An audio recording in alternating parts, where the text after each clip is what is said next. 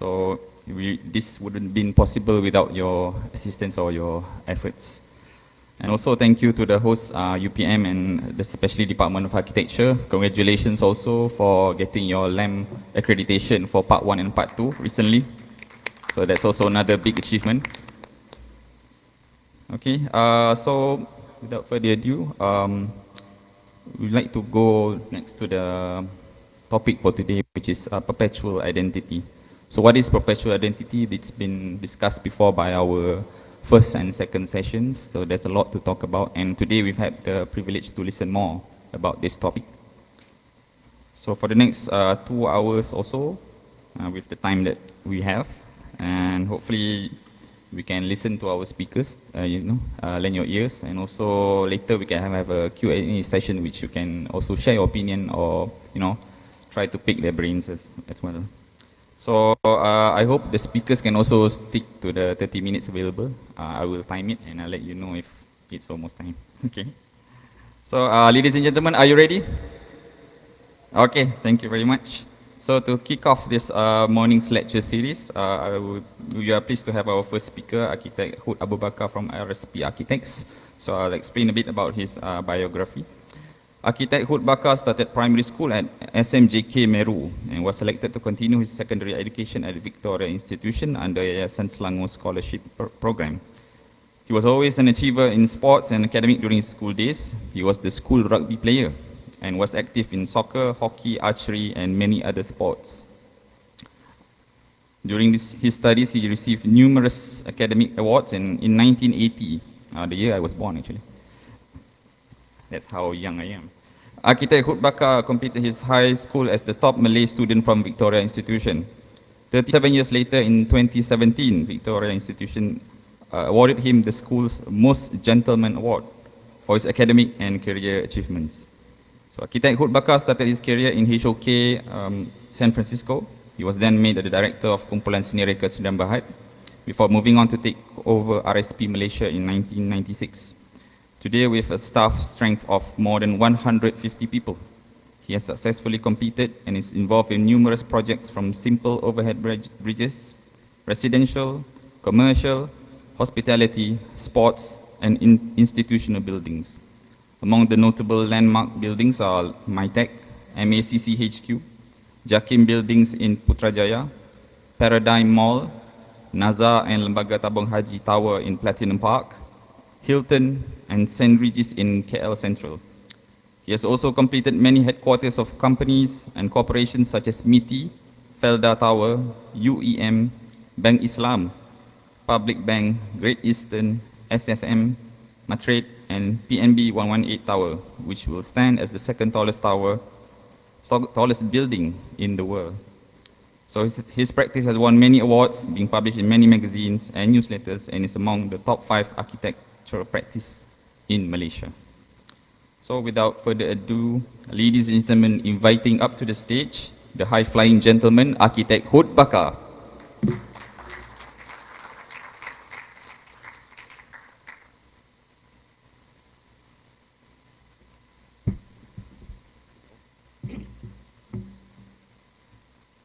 Thank you. Very good morning. Assalamualaikum warahmatullahi wabarakatuh. Very good morning. Thank you, Architect Mohd Farez, for that colorful introduction. And also, I would like this morning to, first of all, thank you, Architect Azim and Zulkaisa, for inviting me for the talk. And of course, congratulations for your 30 years of practice. Now, for your information, Architect Azim is actually my schoolmate in university. Not so much of a cook that he was, but nevertheless, he was my actually housemate, to be frank. So anyway, I was told today that the lights can go off at 12:30, so I thought we have slightly more time, but apparently we only have about half an hour. So I'll try to rush and share with you my thoughts on this perpetual identity in, I guess, in architecture. Yeah. I will also show about I think about 4 projects, if I'm not mistaken, of my works that relates to me, that relates to the identity. Now, of course, this is KL in 1884. Yeah, if you talk about identity of Malaysia, if you look at what Malaysia was, or rather KL was in 1884, it was just a bunch of thatch roof. Now, how do we form our identity since then, from a thatch roof to where we are today? Then, of course, along the way, there are many buildings, many values that has been adapted, and that has actually formed into our new identity of architecture, which we carry forward today and also tomorrow into the future. Another example of a project here is this architecture that was values that was adapted actually from overseas. It's Moorish architecture, the KTM station that was done much earlier, which was never actually our identity in the first place. But through time, I guess we have adopted this identity, part of our identity as a Malaysian. When we look at the building, we know that we're in Kuala Lumpur.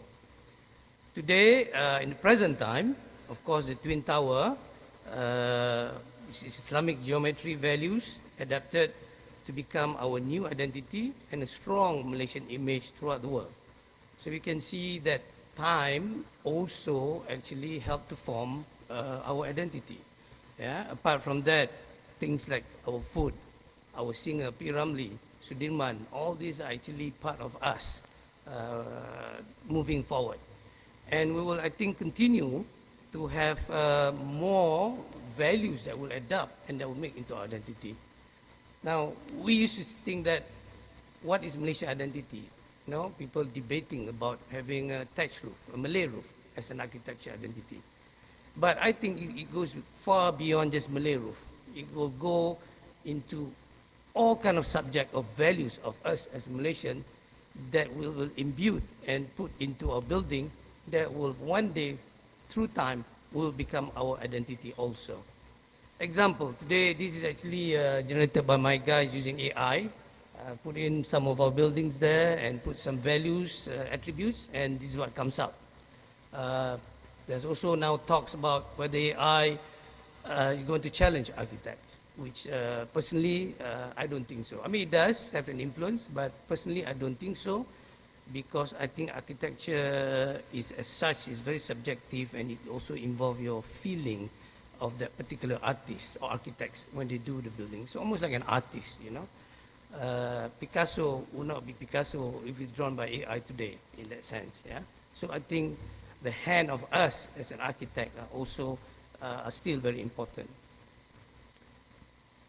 Now, like I mentioned earlier, you know, apart from time, identity can come from different values: the people, the religion, the cultural, and even the tradition, and many more. That the food and so on in what we have in our country. And then it also come from our the three major religion and other races in the country. The Muslim, for example, the Islam, which is geometry in architecture and patterns, trellises, structure and form that will also influence us in our architecture. And then the Chinese, which is mostly Buddhist, but of course we know also a lot of Christians. It has its own characteristic, such as the colors, again the form, the social approach, calligraphy of Chinese tradition, feng shui, for instance. Also another one that will influence our architecture, which will also form our identity. The Hindu, with this ornament, vastu. If you ever work with an Indian client, vastu is very important, sort of like a feng shui for an Indian, which I've gone through. They will also influence where you put your spaces, what type of spaces in your building, especially if you're doing a bungalow for them, which is very personal. Again, they also have their own cultural objects and their form in their society.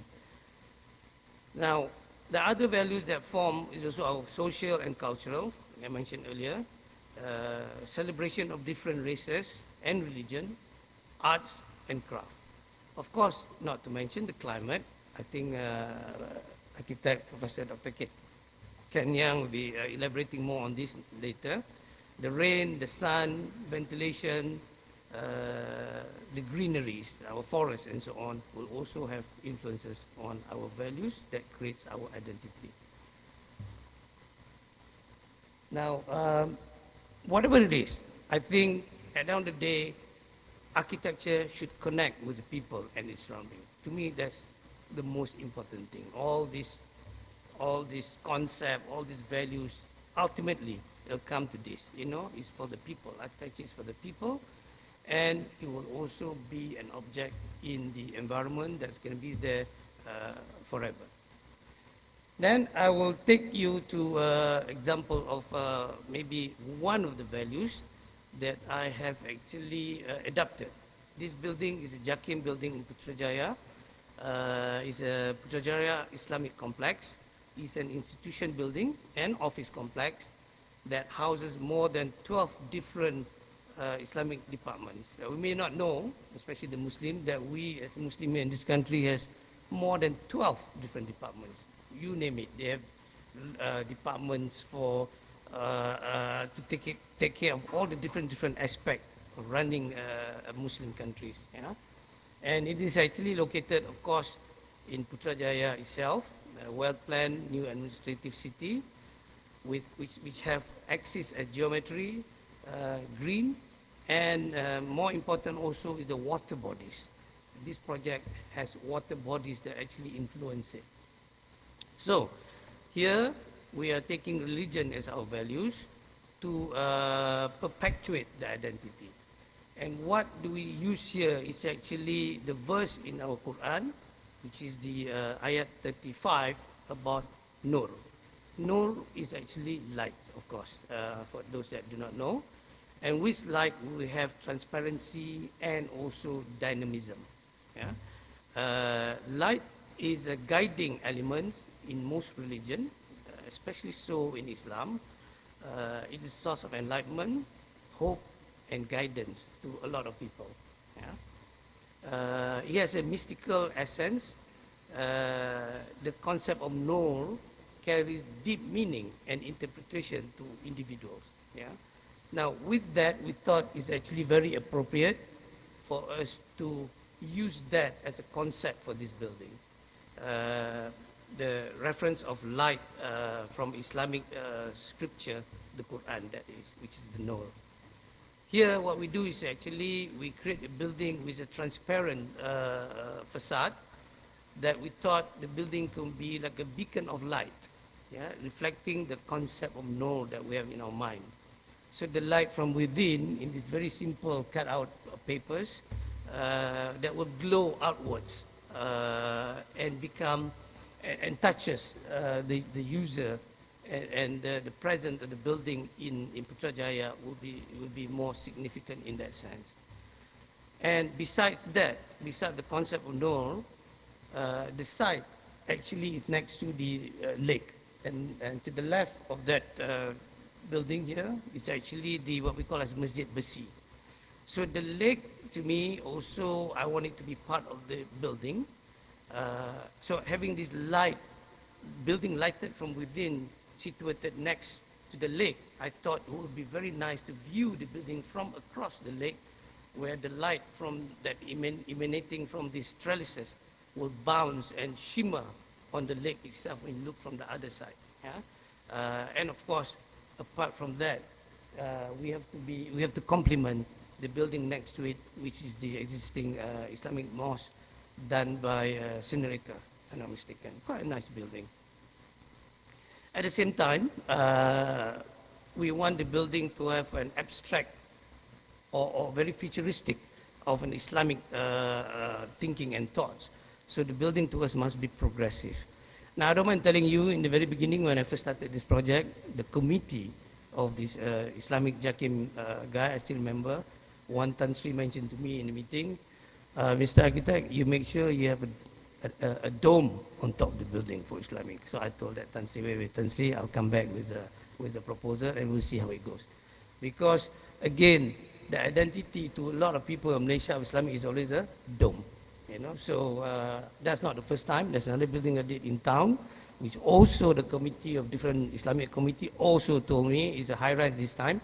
I cannot remember how many stories. It's the Bank Islam HQ now. Also, the guy said, you must have a dome on top, on the tower. I said, Tan Sri, I'll come back with another architecture option to reflect what you wanted. Now, there are many, many different type of arch. Of course, we know arch is not necessarily Islamic. Yeah?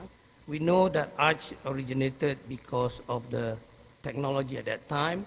It have a long span spaces, and one way to do that is an arch or a vault. Yeah? It's natural that you do not need any high-tech material, just arranging brick also you can form an arch without any problem. So the arch has a structural span they use. It's also used to frame views sometimes. It also can be the window of light, and at the same time it carries certain image of the place or the country. For instance, when we look at certain arches, we know that, oh, that's from this country. That particular arch, oh, that's from Iran, that's from Morocco, and things like that. Yeah. So for our part, we choose one particular arch, which is more Moorish in identity, because of the height of the building. It's not too tall, but because of the skin of the building, we need to brace the vertical column up to at certain point, yeah, like over here. So we know that the Moorish arch has it's not just a simple arch, but it has actually a hip, if you will, before it goes up to form the rest of the arch. Yeah? So we actually have selected that and used that. You can see here, we have to brace the vertical column and to brace it there before it goes further up to form the rest of the building. So the structure support to us has influenced the look of this building, the bracing part of it. Now, apart from that, the building is done in such a way, you see later, that the top part here, we wanted to create a people's place.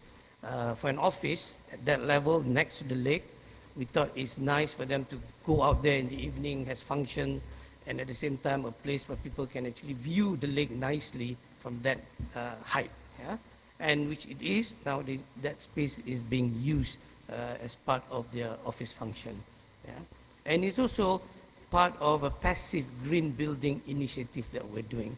Apart from the trellis that is cutting down the glare and the heat gain, this particular roof garden, as we know, also have given a score in the GBI building.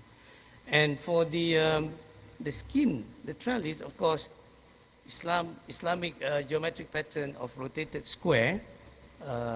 Be careful, because if you do rotated triangle, then it become the Jewish symbol.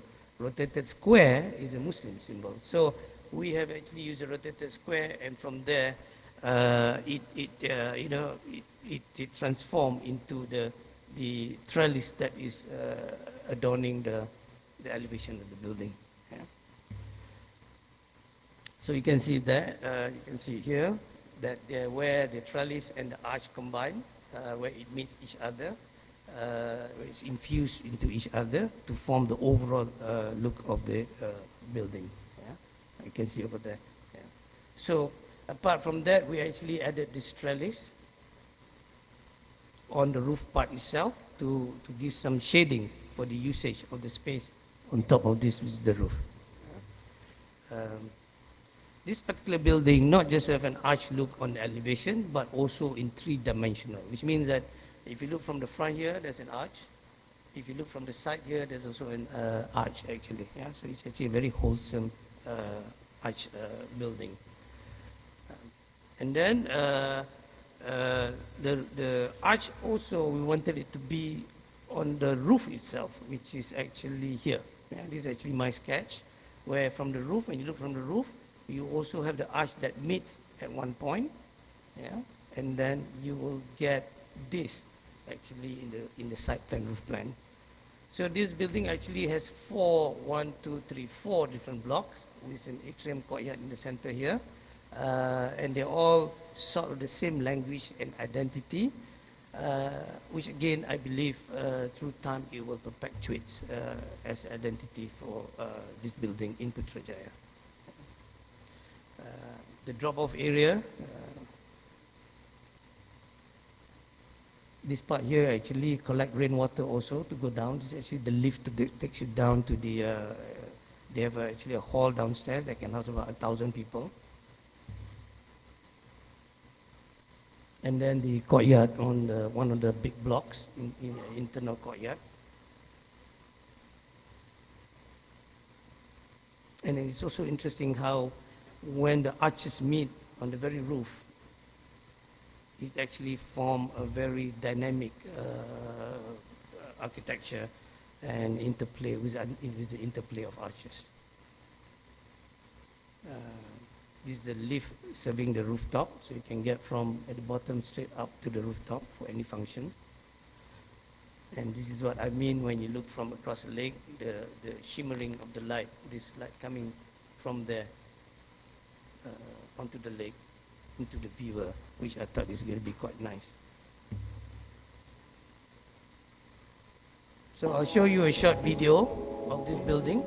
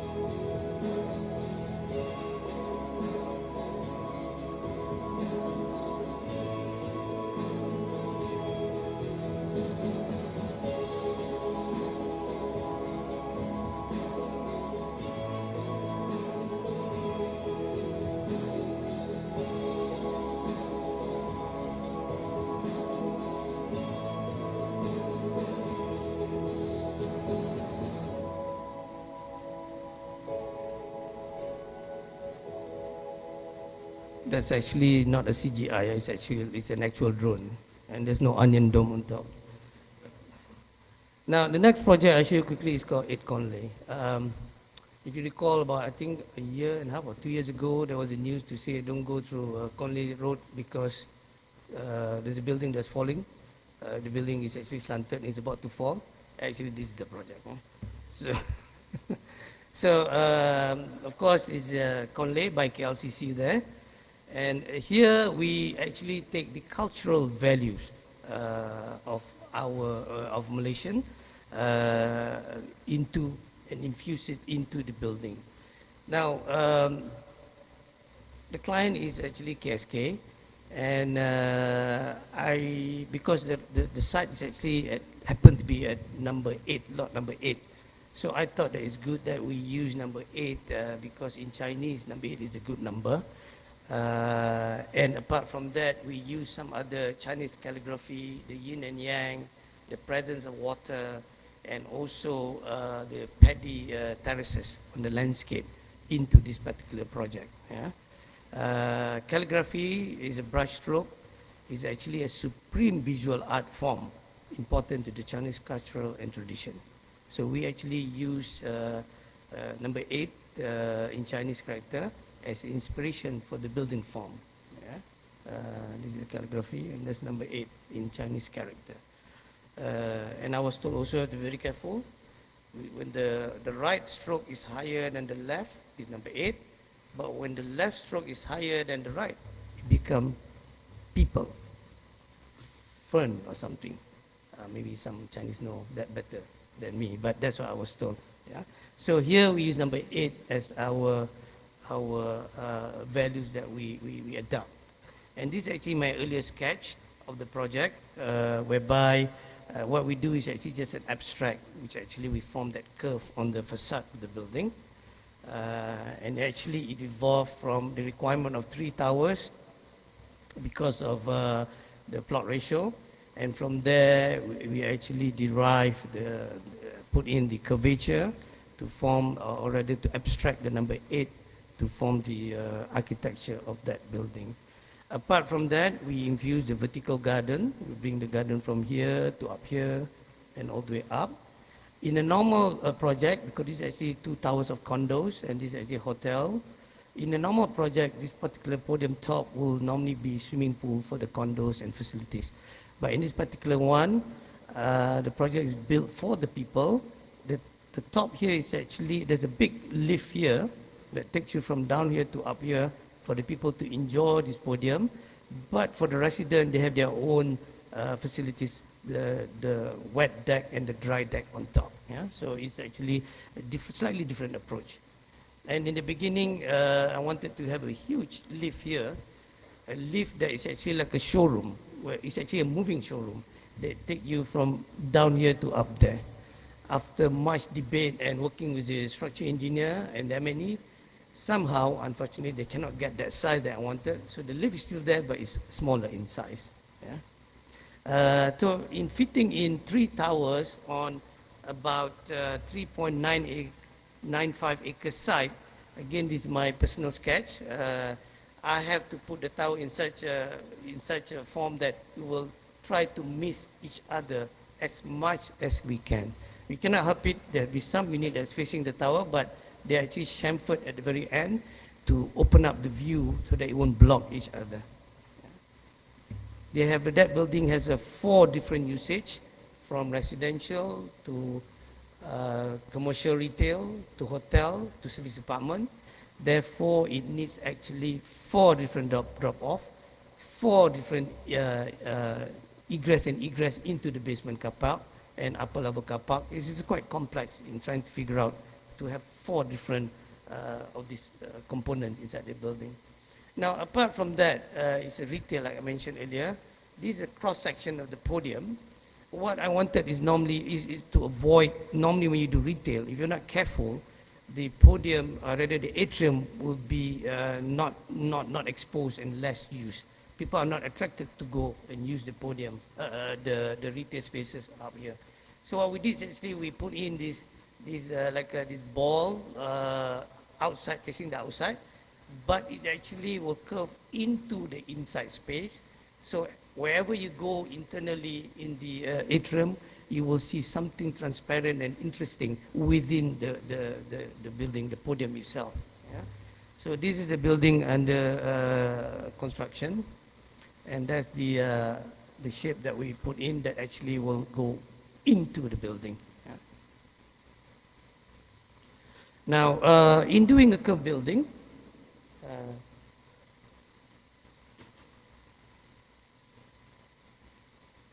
we got our next speaker here, architect Dr. Professor Yeang.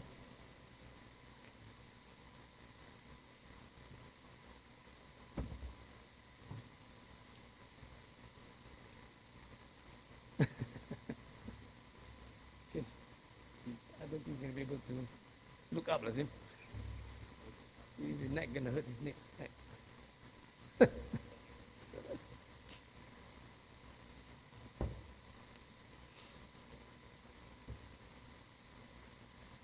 Okay.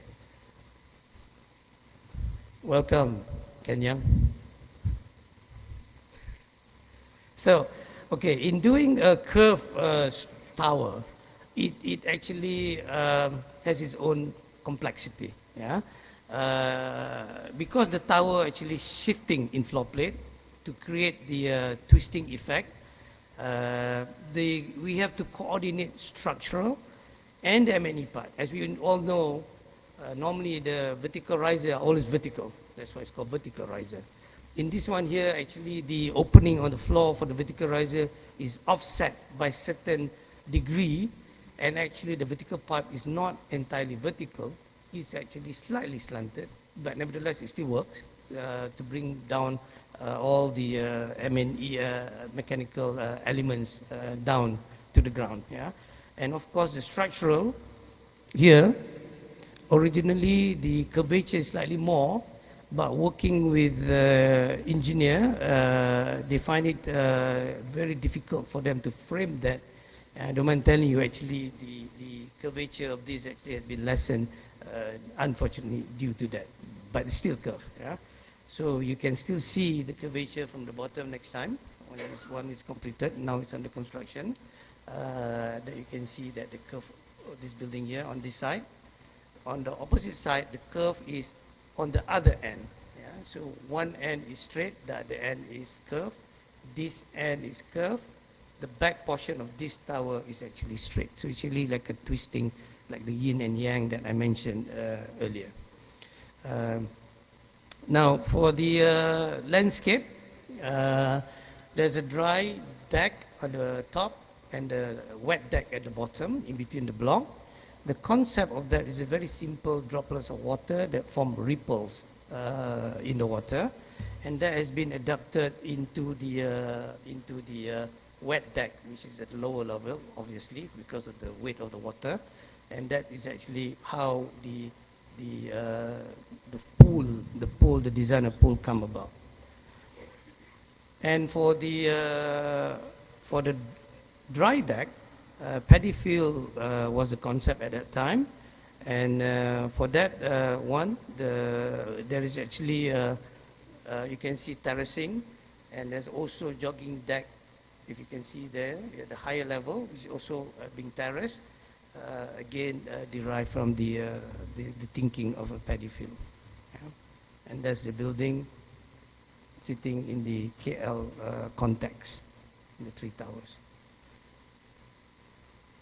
The next building project is actually 2 office towers, 50-story corporate headquarters of NASA, and a 38-story office block that was bought by Tabung Haji. Yeah. Here, the location again in KLCC, now the whole area is called Platinum Park. Actually, the whole Platinum Park was master planned by us, including the Felda Tower next to it was done by us. But here, we try to adapt different values, corporate values. NASA, as we all know, is in the automotive industry. So we thought, why not we look at automotive qualities and try to infuse that into the building. And we know that in the automotive industry, fluidity and dynamic is very important. And we have done is actually take the silhouette of this fluid automotive bodies and try to infuse it into this one here. Yeah. So what we come about is actually, before that, is actually my sketch, where when you get 2 towers, we have to actually chamfer the edge so that you will allow the view out from the tower. And between these 2 towers, I put the core there so that facing each other, the office space would not be facing each other, but the office space is actually facing outside. Yeah? So this is actually done that way. Now this particular chamfering, you will see later, it's not static. Just like the automotive industry, we want it to be dynamic. So it's actually curving as it goes up, yeah, for this particular 2 faces of the building facing each other. Yeah? Which you can see here, resulting in a different elevation as you go around the building. Yeah? So it's actually quite interesting. You can see that over there, as the building twists and turns, you get different views and different elevation of the building. Yeah? And you can see that it's not easy also to locate the column. So another challenge is of course structural. So how do you locate a column on something like this? If the column was just to go straight up, then it will actually penetrate the facade of the building. Yeah. So how do you do the column? Now when we started this project, computer was not as changgih, not as advanced as where we are today. So believe it or not, at that time, this is actually my handwork itself, done by the model done by my office, a very crude model. But you can see the vertical tape here is actually where I place the column. In doing so, to ensure the column is roughly equally placed around the building. And with this model, actually, I give it to the engineer, and the engineer will finally pin down the location of the column just based on this particular one at that time. Yeah? And you can see the curvature and the twist of the building as you go up. It's probably one of the first twisted building at that time before the JKR building done by another architect. And then this is actually the facade, some facade of the building. And you can see the overall twisting effect. And this, the view of the office space also varies as you go up because it twisted as it goes up higher. And that's the overall look of the building, the dialogue between the two towers. Now I'll take you to my next building, which is actually a MyTech building, Malaysian International Trade and Exhibition Center at Jalan Duta. This is actually a privatization project between Matrade and NASA. It is actually one of the biggest exhibition center under one roof. It sits on 3 levels, but the height is actually almost 20 stories. The height of the building, if you go by 4 meter per floor height. It's quite a large building. It's on Jalan Duta itself. And this one here, we look at our client. Our client at the time was Matrade. And Matrade is into the industry, import-export, and to also introduce what our country produce overseas. And we are also inspired by the Malaysian pioneer industrial crop, which is the rubber itself. Our country started with rubber as our industrial crop, and then we grew from there into palm oil and other type of crops. So with that, looking at the rubber, which was first planted in 1877 in Kuala Kangsar. Since then, it has grown into one of the major industrial crops for our country. And believe it or not, this tree is still living. I was told that, they put the value of the tree for 200,000 ringgit. I'm not sure why, but they put a value of 200,000 ringgit for this tree that is in Kuala Kangsar. And we take the seed of the rubber tree itself because we know it's going to be a long span building. So we need a shell for this type of architecture to help the structural span. So what more better than the rubber seed itself, because it is actually very practical for the architecture that we're doing, which is a large open space exhibition center. And it's also an interesting form for that matter. This is my earlier stroke for the building, looking at the shell. And then from there, we take the rubber seed, and then it actually being abstracted to form the actual building core, which looks like that actually. This is our earlier rendering, where at that time it's a bit more, it requires a special software to generate this complex form, where we actually embark, one of our first projects that we embarked using Rhino software, apart from the 3D Max and so on. Rhino actually is quite a good software also. It's very complex, but it's quite a good software for this kind of work. The building is quite big. It's about 160 meter by 300 meter in footprint. And it houses different hall. I won't go into the detail of it, but just to give you a bit of sense of scale, if you were to put people inside here, you can put about 40,000 people within that one hall on one level. And if you look at the section of the building, it has only 3 levels, and it's really very simple geometry of spaces. You got the public space in the front, the exhibition in the center, the back of the house in green, and the loading platform at the very back, where an 18-wheeler truck can actually go from the very ground level to level 2 and to level 3, and it actually can go inside this hall to unload the goods. So if they have a big exhibition, a big truck of 18-wheeler can actually come into this space and unload right on the exhibition space itself. There's the internal space of the topmost level. It's quite tall actually, inside there. It's quite big and huge. And that's the span. The span, I believe, is about 30 meter span of the steel form. And they are actually erected on the ground level before they're being hoisted up to the top. During construction, the column actually a tubular column that has been curved to form a 3D curve. It's not just 1D, it's actually 3D curve, which is also quite complex. That's another view during construction, a very massive undertaking. And you can see here how the long span structure has been lifted up before it's been pulled back to get into its place.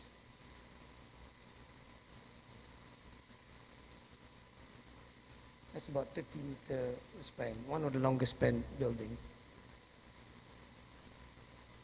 This is actually a very important joint, you can see that, where it has to meet that particular point. Now the internal space, I really wanted this space to be very international feel to it. So I want it to be simple. The idea is also done by us, our associate company.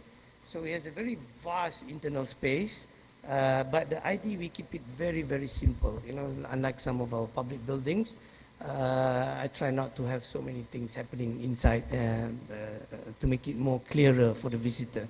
Let the visitor be the star for the interior, rather than the interior trying to outshine the visitor. Yeah, it's another look of it. Large expanse of glass facing northeast, and there's actually a garden in front of it. But because the rest of the project here not coming up yet, but we did actually the whole master plan of KL Metropolis, also done by us. But the garden here not fully grown, and the building next week is also not there yet. So sometimes you cannot see the overall look of the building. This is actually the north drop-off entrance.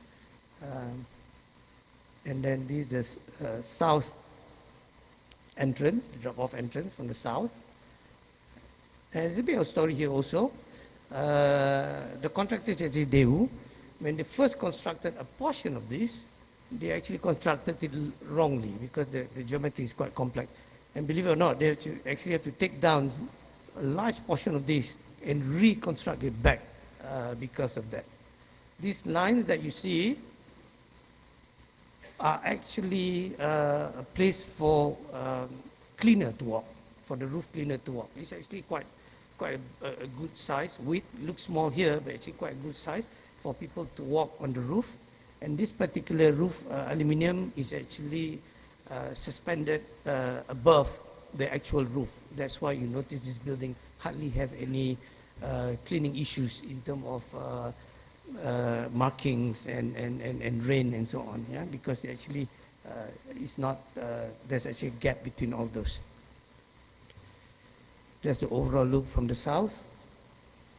And this is actually looking from the garden, which at the moment not many people have seen this because you cannot get to this space at the moment. But that's the overall look of the building. Yeah. Now, a quick glance of that. Again, I'm not going to go through it, but it's quite a sizable one. It's about, if you look at this, it's about 45,000 compared to KLCC, PWTC. They're actually much smaller in terms of the covered exhibition space, not to mention the rest of the space here. Yeah. So it's about 1.5 million square feet overall size. Now I'll go to the next project, very interesting project, which is under construction now. This project is actually one of the biggest rehab center in Southeast Asia. This project specializing in neurorobotics. Now for us, for you that do not know, Malaysia actually has a very quite advanced rehab center. Right now they have it in Malacca. That was not done by me. But we're doing neurorobotics. Neurorobotics actually, they actually use technology from Japan, from a company called Cyberdyne. It's almost like a Star Wars jacket, where you wear that jacket, and from there, they will make you do things for your rehab of whatever injuries that you have at that time. It's actually located in Perak. It's an area called Meru, northeast of Perak. And here we take different cue for this particular project. Here we use heritage as our values to form the identity for this particular project. Yeah? And we use bunga tekat emas. Bunga tekat emas originated from Perak. Originally, it was used in weddings and official ceremony of the royal function. Yeah? And actually, this is actually a gold thread weaved into clothing or artifacts of the royal family at that time. Yeah? And Raja Nuti Aisyah, the queen to Sultan Idris I, which is Sultan Perak, the 28th Sultan Perak, possibly the first maker and user of tekat emas among the royal families. And like I mentioned, originally it was exclusively used by the royal family, but now I think it be used in weddings and ceremonies and so on. For us, tekat emas actually is based on flowers. And we have chosen bunga kenanga to represent the tekat emas for us that will form the building. Why? Because bunga kenanga represent healing, calming element, and this is appropriate for our rehab center. Yeah? So what happened is we use a biomorphic architecture. The form of building is reminiscent of nature. From the leaf, it's been abstracted into the form of the building. And then we assemble that into like a tekat emas, and from then it becomes the site plan, or rather the building massing for the whole complex. There's actually 11 blocks of this complex. It's quite a big complex.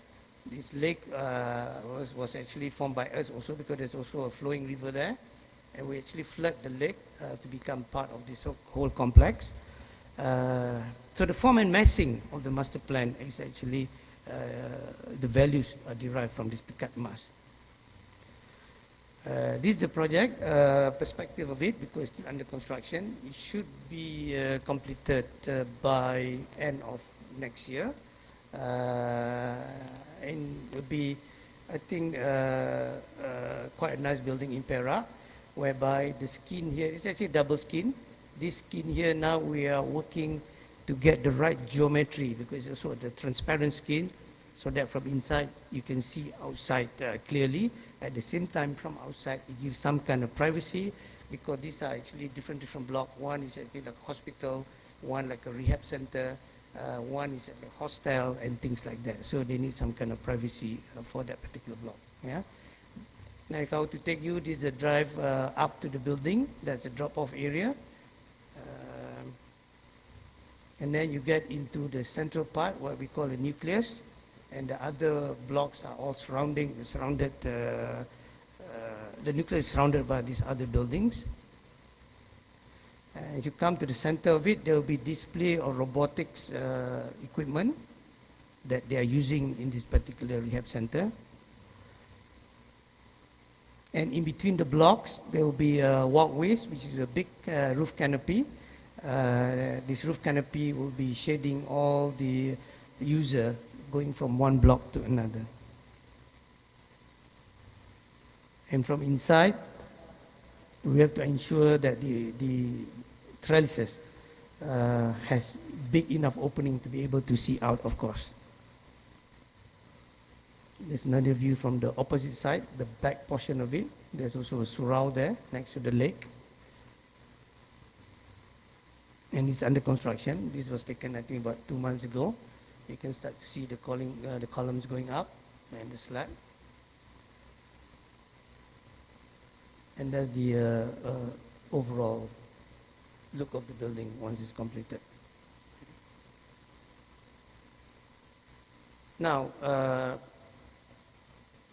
at the end, I think what I mentioned is, to me, these values that will perpetuate into a perpetual identity is a moving target.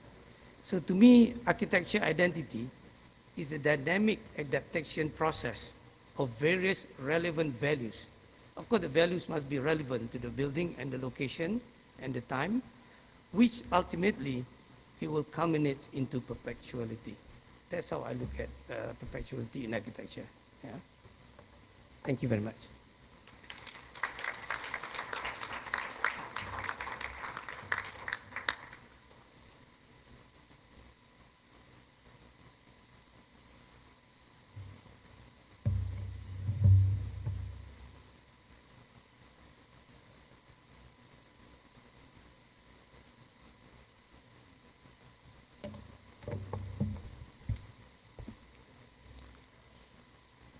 Thank you, Architect Hud. That was a very eye-opening presentation. You've shared with us a lot of projects. So I like that it explores themes like religion, culture, corporate, industry, and heritage from different angles and avoiding all the stereotypes.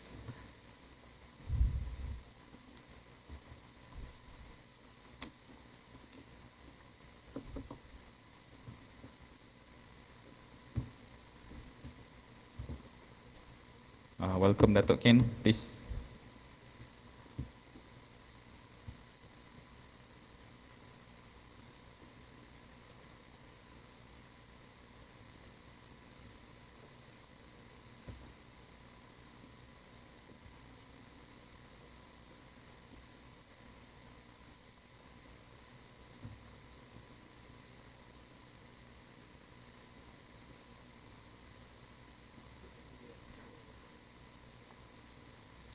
Okay, all right.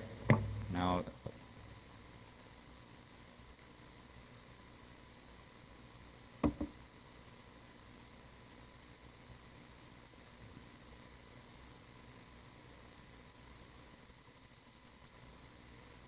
in the meantime, anyone who's feeling a bit sleepy or tired, you can stretch. No worries, we've got a very big hall. There's plenty of space at the back. For the restrooms, you can either go through this exit or the door at the back. Okay, you good to go? All right. Okay. So now I'd like to present the next speaker, our speaker number 2. We're lucky to have him grace with us with his presence this morning, Architect David T from Pakatan Reka Architect. So let me explain a bit about his biography. Architect David T is the founder and the director of Pakatan Reka Architect, PRA Architects and Planners in Kuala Lumpur, Malaysia. He has extensive experience in architectural design and planning, management, and client and government liaison. David has been an active member of the Australian Institute of Architects for many years and is an alumnus of the University of Melbourne, where he graduated in architecture in 1972. He has contributed to the Institute as an elected international chapter councillor from 2012 to 2021.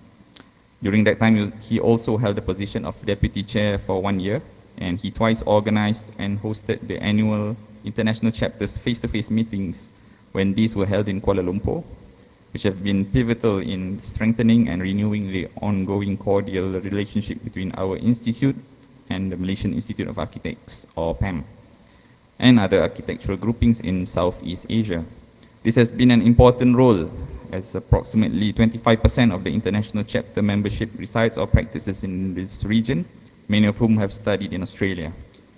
In earlier years, David co-hosted the only ever joint Institute and PAM Architectural Conference held in Perth and Kuala Lumpur in 1990.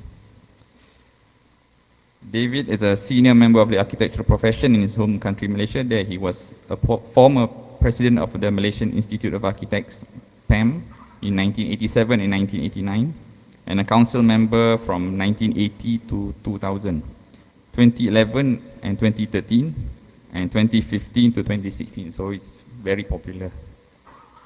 He was also a board member of the Malaysian Board of Architects, LAM, from 1987 to 1983, and held the position of deputy chairman of Arcasia from 1985 to 1988. Recently, David became the 2022 recipient of the gold medal from PAM in recognition of his long service to the profession in Malaysia. So ladies and gentlemen, inviting up to the stage to present his presentation, the recent PAM gold medalist recipient and Il Maestro, Architect David T.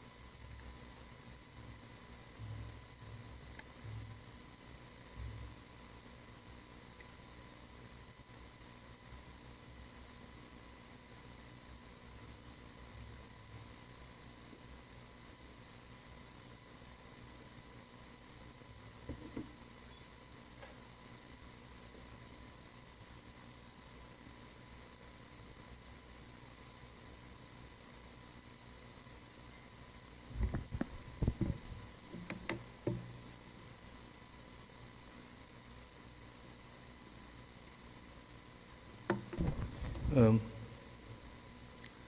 uh,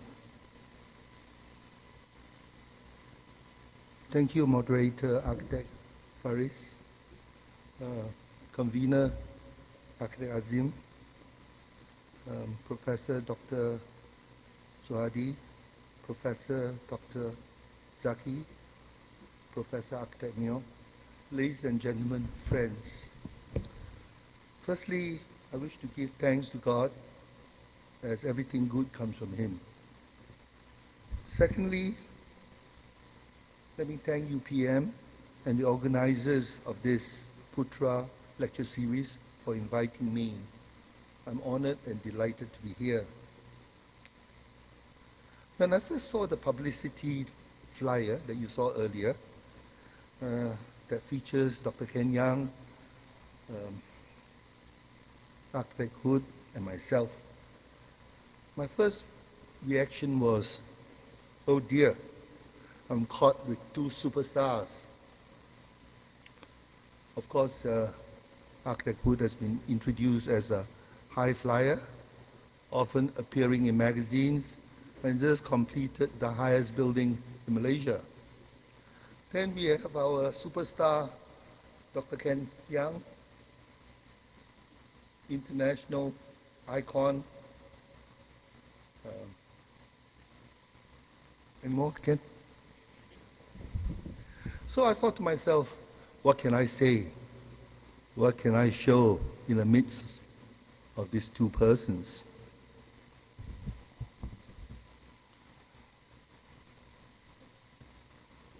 Then I was reminded of what a friend of mine advised me when I was nervously preparing my gold medal address way back in 2022. He told me, don't worry, no one's going to remember a thing you say. Just tell a few jokes and a few stories so that people enjoy themselves and go back and have a laugh or two. So my premise to you is that I'll do that. I will tell you a few stories at the end, and hopefully you walk back with a laugh or two.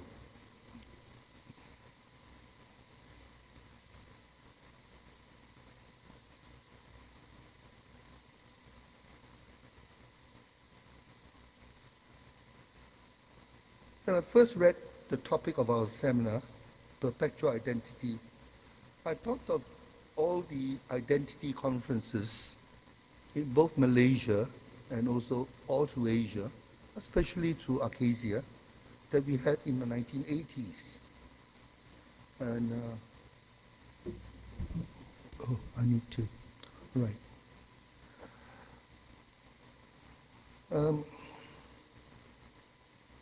I thought, are we having an identity crisis that we should come back to this subject that was so topical then? But there again, with globalization, most countries have a need to identify themselves again, and you have this in Europe, with all the countries trying to express their own identity, and countries breaking up. But do we, in Malaysia, after 66 years of independence, are we not confident of ourselves? It's only when I visited the exhibition of ATSA's exhibition and saw their catalog that I realized that the subject of perpetual identity has a wider context, and I'm much relieved. And of course, Hud has elaborated cultural, religious, and social and corporate aspects of it. So I'm taking a very liberal interpretation of the subject of perpetual identity. I've identified several of our projects where I could identify themes in our projects, themes that touch on identity in gardens and parks, identity in context, identity in screens. And so it is on this basis that I will discuss the subject of perpetual identity.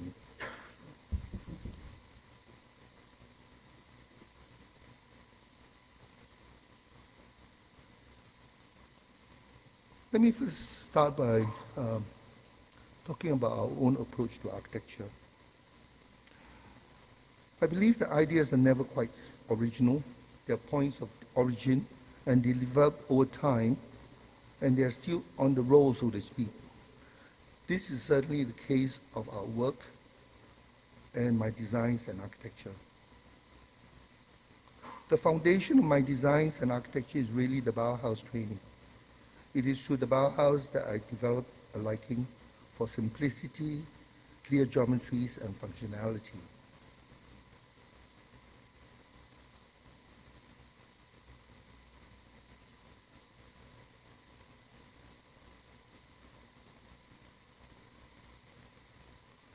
First,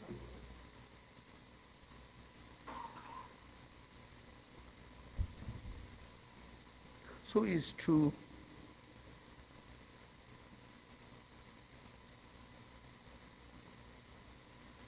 my primary interest is in architecture, is in geometry, and the use of geometry in form making, space making, and place making.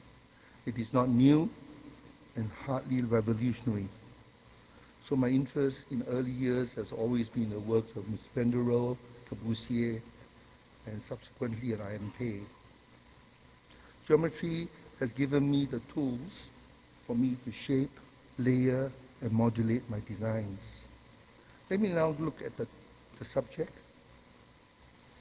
identity in context.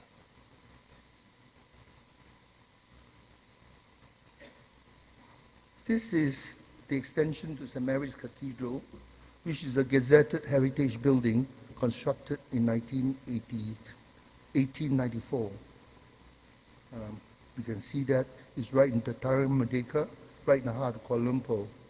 Although called a cathedral, it's basically a simple parish church sitting in a garden. It is a place of contemplation and solitude. With the growing congregation, a decision was made to actually extend to have a multi-purpose hall. And they wanted a 5 to 6 story building. Of course, this is not really in keeping with the context of the site, a heritage building, and we managed to convince the church committee that they need to do an extension that's in keeping with the historic building. We also had to clear two authorities, City Hall Kuala Lumpur and the Department of National Heritage. Some people in both the church committee and the authorities wanted a replicate of the existing building. We resisted this and thought that we should explore to have a modern building, a bold and modern interpretation of the existing Gothic revival architecture, and this is what we have. On the left, what you see is the existing cathedral, and right at the back is the extension, the multipurpose hall. The prominent roof form of the existing building was reinterpreted as a triangulated form for a new multipurpose hall, and the visual rhythm of the existing cathedral is repeated in the column spacing of the new hall.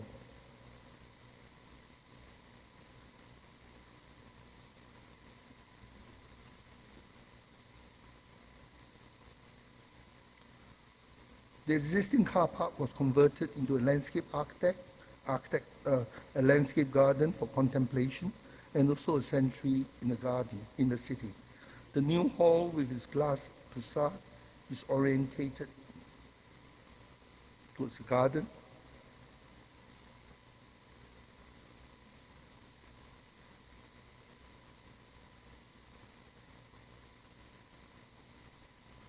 And the new hall with its glass facade is orientated towards the garden, and glass facade blurs the boundary between the lush garden and the interior. The next project, which I think is also a building in context, is actually a memorial. We were commissioned to do the burial home and tomb of a prominent corporate figure who passed away. He was also our client and a Christian. Rather than a huge memorial tomb for the deceased, the design evolved around the experience of a meandering path which winds up a gentle hill to a simple pavilion with a square plan. It suggested life as a journey, whose final destination is with God. The memorial is not meant to glorify man, who comes from dust and return to dust. The central feature of the memorial is the cross and Jesus Christ, since the person was a Christian. The end result, we think, is pleasing and restful with the landscape and built forms, blending seamlessly with the park of the burial grounds.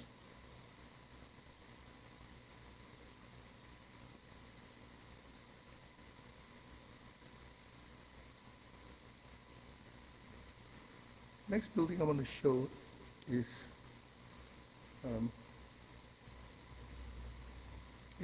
an international medical university in Bukit Jalil, Kuala Lumpur. IMU is the former commercial complex of the development of Bukit Jalil as the hub, the commercial hub of the Commonwealth Games back in 1998. Our brief was for a complete renovation and extension. Unlike St. Mary's, there was nothing for us to relate to. There was really no context. So we looked on to approach the building to create a new context for the development.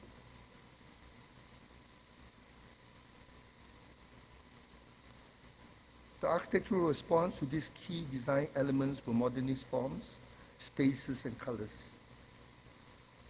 The work comprised of reimagining the existing complex into a recognizable form that could serve the academic needs of the university while projecting the corporate image of IMU.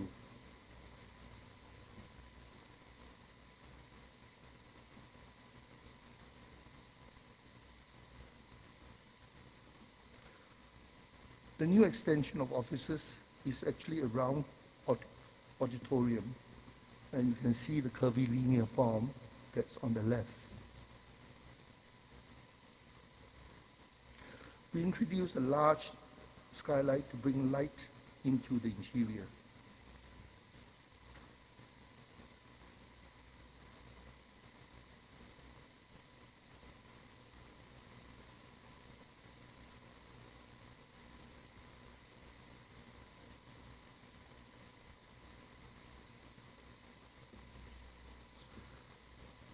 Form making is probably the most recognizable perpetual identity.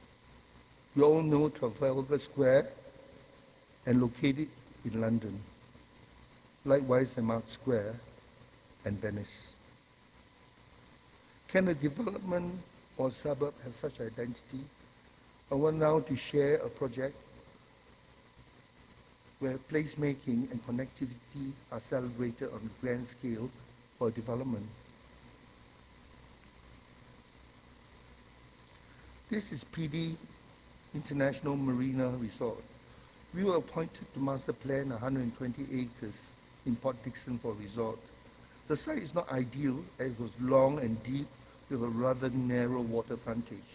We therefore decided to carve deep into the site to create a lagoon and a marina so that more units have water frontage.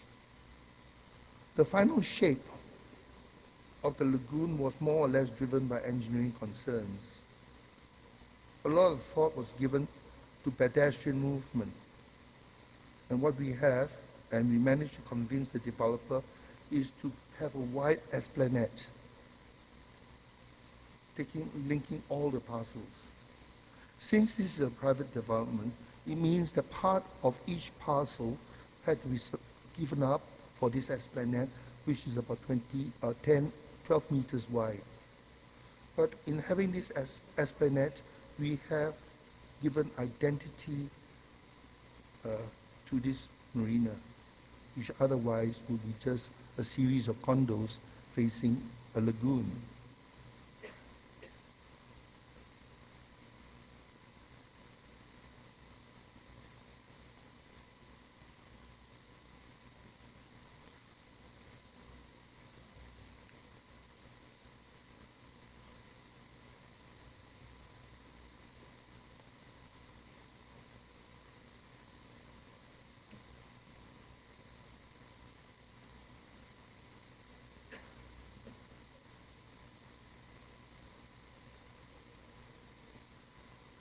Otherwise, the architectural language is modern, setting apart from the other resorts with their vernacular and colonial references.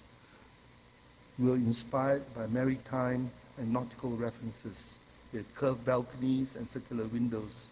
Colors highlight the geometries and planes.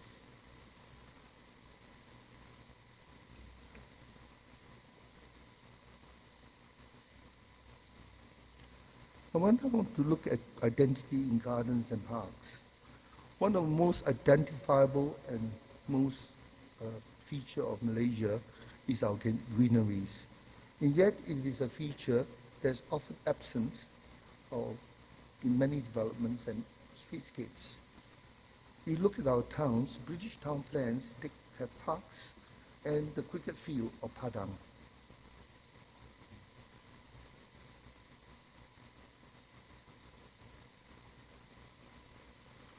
We were finalists in the PAM Sunway South Key competition, a master plan competition. From the winners, the developer conducted another competition for 2 condos, and we will judge the winner on the basis that our condo units, the back lot, RC2, was not blocked by the front block.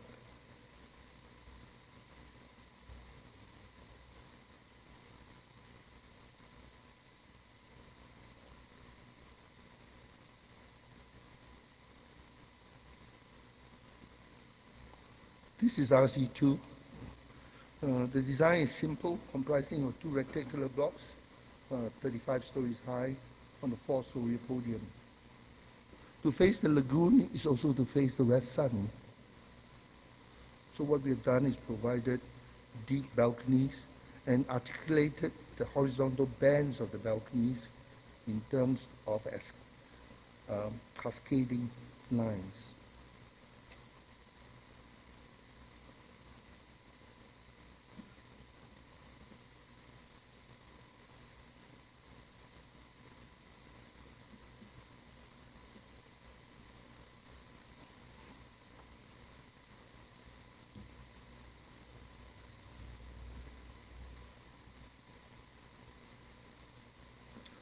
Gardens and landscaping are a very strong feature of design, and our idea was to integrate the landscaping of both the parcels into one. However, the developer wanted product differentiation. So on RC2, what we have are landscaping patterns across both the entire site, the podium and the roads. And you can see this in the slides.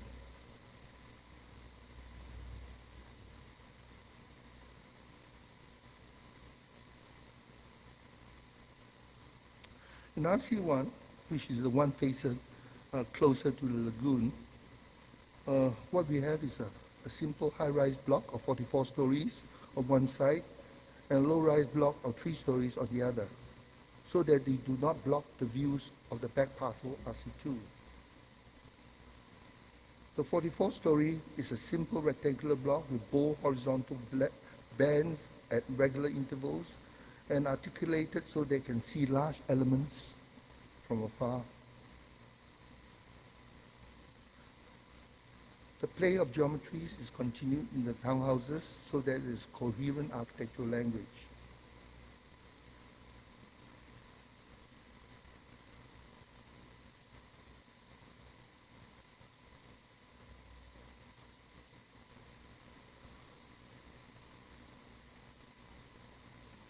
Both RC2 and RC1 are really very simple and disciplined and restrained.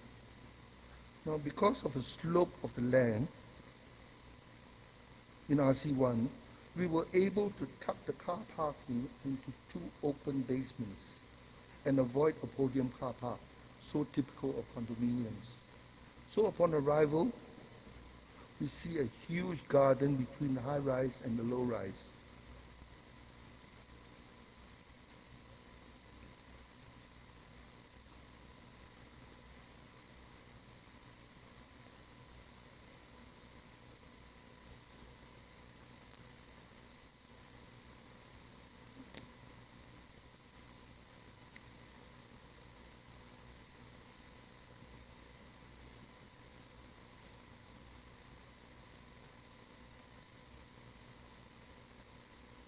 The huge central garden gives RC1 a unique identity and offers an entirely different user experience from other condos.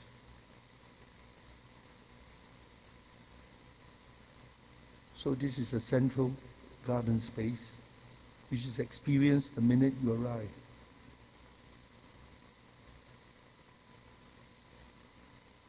And I'm going to take you to something right in the heart of Kuala Lumpur.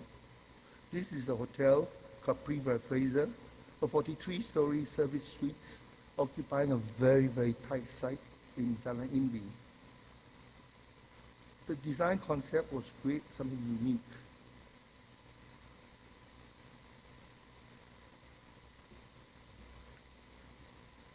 The main facade comprises of deep angled architectural themes, organized at regular intervals to provide a strong expression of horizontal movement and also to act as some shading.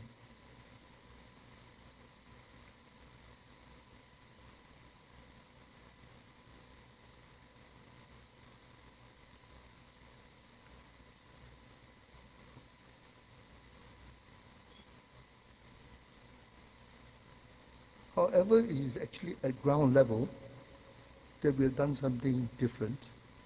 In the midst of the streetscape and very dry, hard streetscape of Jalan Imbi, what we have done is that we have created a little pocket park by covering a huge drain reserve at one edge of the boundary.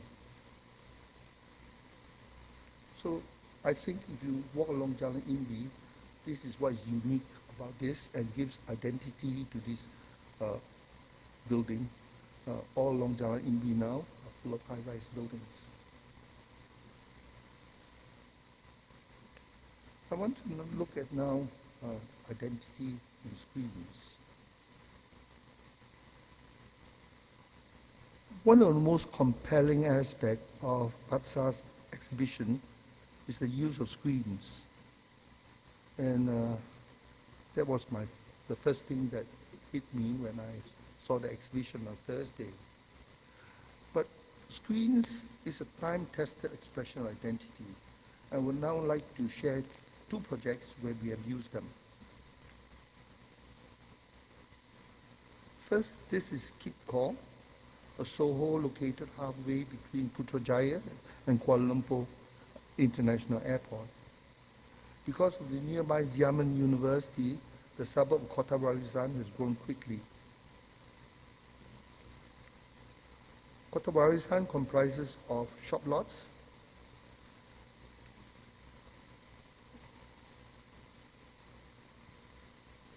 and it's basically a 15-story mixed development of 2 floors of retail and 4 floors of car parking. Above the podium are 2 blocks of service suites of Soho. Not high, but rather medium and almost budget. We have linked the 2 blocks into an L arrangement, and the geometries are fairly clear and likewise the plan aesthetic. The challenge really was how to treat the podium and the tower. Screens of the car park was extended up so that the building reads like one. And likewise, the geometries, the cubic geometries of the tower were brought downwards.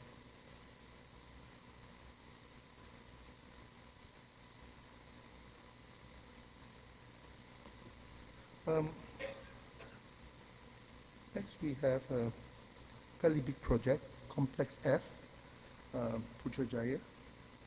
This is a huge development along the Oval Road in Precinct 1. Comprises of 11 blocks and 3-story podium car park.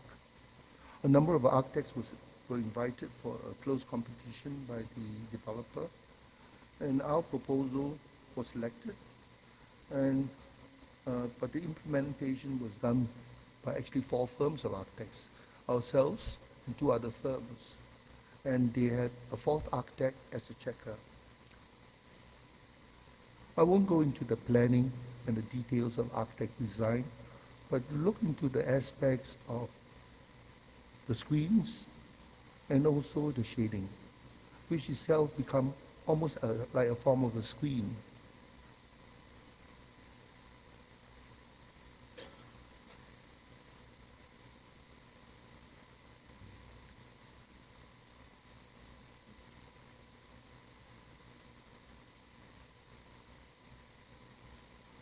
Block F2 and F3 are actually designed to complement each other. And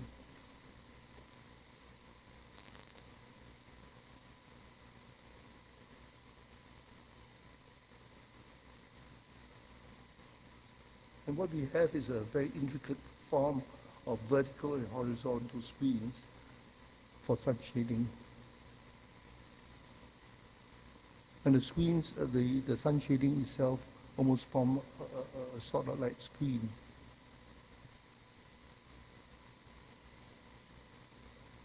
On the left, you see the landmark building where we have used screens strongly. A triangulated geometric pattern screen.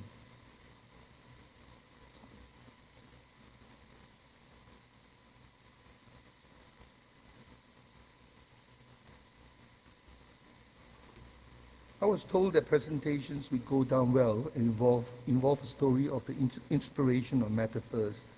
And we heard a lot of this from architect Hud earlier.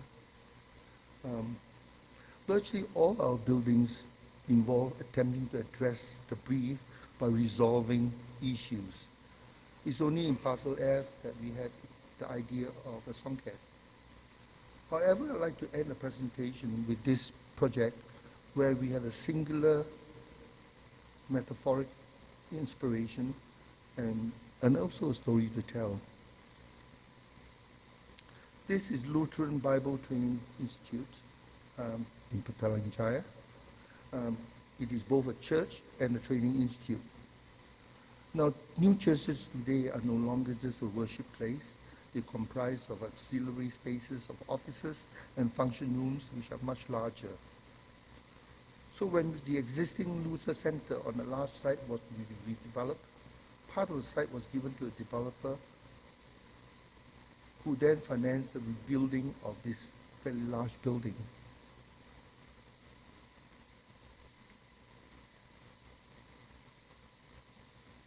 Who spoke about light in Islam? In this project, light becomes the governing factor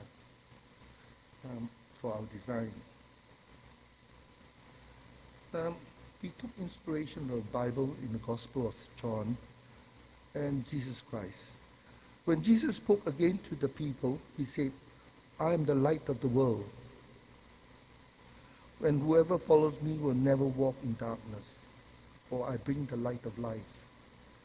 Jesus Christ is seen as the light of the world in Christianity, the guiding light. That was the inspiration for the building.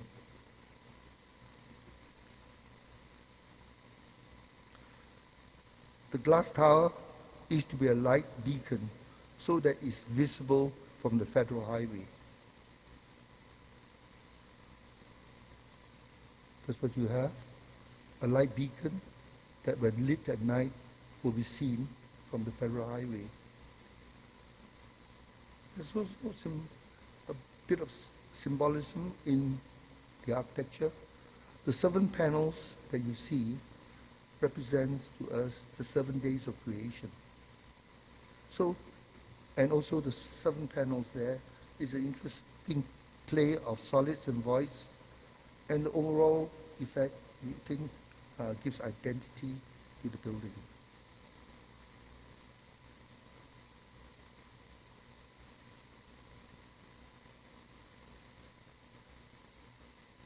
So what is the story of this building?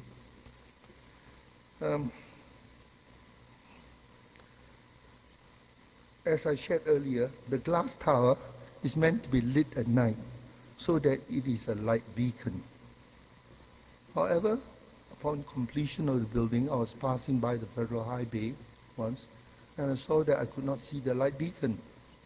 So I said, something's not right. So I went back the second night to have a look. I drove along the Federal Highway.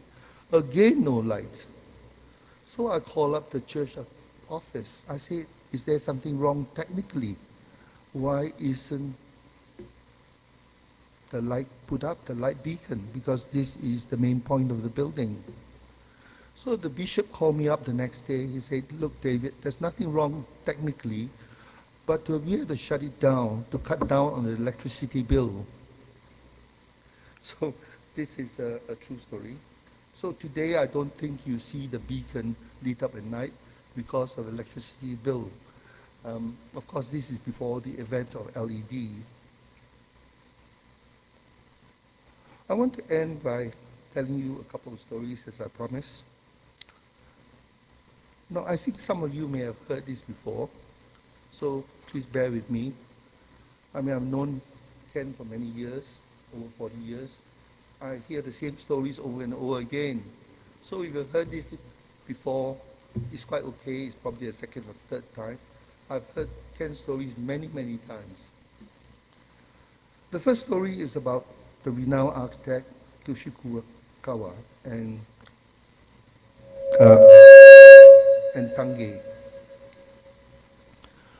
I think it was in the 90s. I was doing a building with Kurokawa, so I visited his office, and I spent a whole morning working with him, designing with him, and he does do the designs himself, and he doesn't look at function. All he does is takes a model, he starts cutting it, so that you get this faceted building, just by cutting it up, and this is how he does his buildings. So after the morning session, he took me for lunch. So we were driving in his chauffeur-driven car, and then we passed a gleaming modernist glass building. Kurokawa said to me, "That's the Akasaka Prince Hotel. What do you think?" I told him, "It is very nice." I'm not quite sure whether it was done by him. And so I was polite, I said, "It's nice." He then explained to me it was done by Tange. Tange was his former mentor, who became a bitter rival and competitor. Kurokawa then said that he was appointed to do the building, but Tange then went to see the developer's chairman and told the chairman that he's old and he should be given a building that as it would be his last building, the last building in Tokyo. So the building was given to Tange, and Kurokawa said this to me, "You know, not only did Tange finish this building, he's still living and he's using the same modus operandi to get his buildings." So he was doing this, according to Kurokawa, for the rest of his life. So to me, there's a lot of wisdom in age and hope for the old. Second story is about IMP. Now, I did not hear this from IMP himself. I read this somewhere of how IMP got his first big opportunity in New York City. There was a competition for a high-rise building in New York City, and the top architects in the city were were selected to compete. There was SOM, Perkin and Wills, all the big names. IMP was the youngest and a complete nobody in those days. So the designs were all shown. The developer, the owner, had a panel of advisors and architects to advise him. And they showed him, and he listened to all the presentations. And in the end, he said he wanted IMP's design. So his advisors could not understand, because Pei's design was not the most impressive. And he was, at that time, a complete nobody. So his advisors then asked him, "Why do you choose IMP?" The owner said, What I saw are just designs.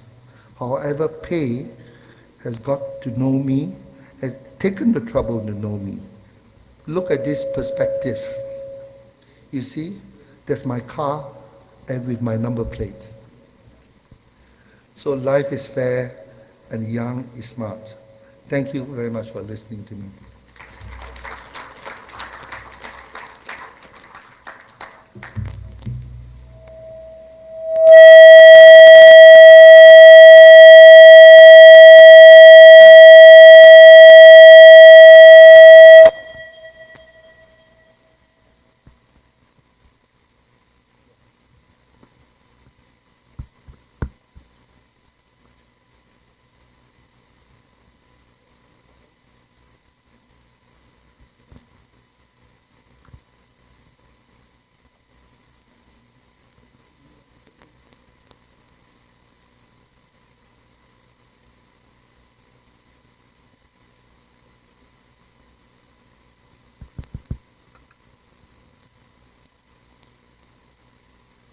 Okay, I have to.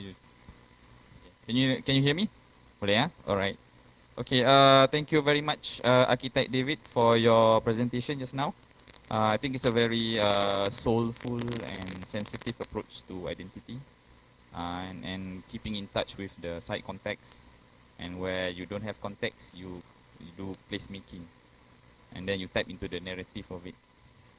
So nowadays, what Architect David has created is now what we call the healing spaces. Okay, and it's also my first time listening to the story, so it's okay to share. All right.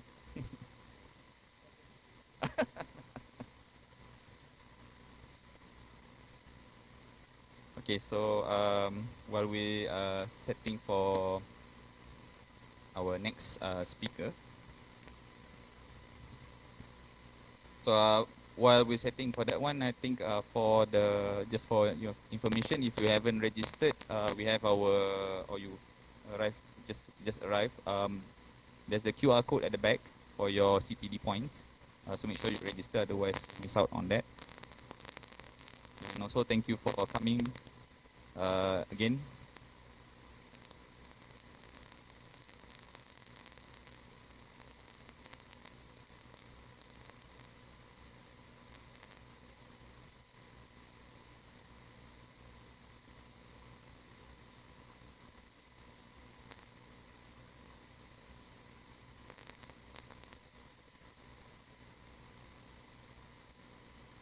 Welcome Architect Zaini, our CLEF director.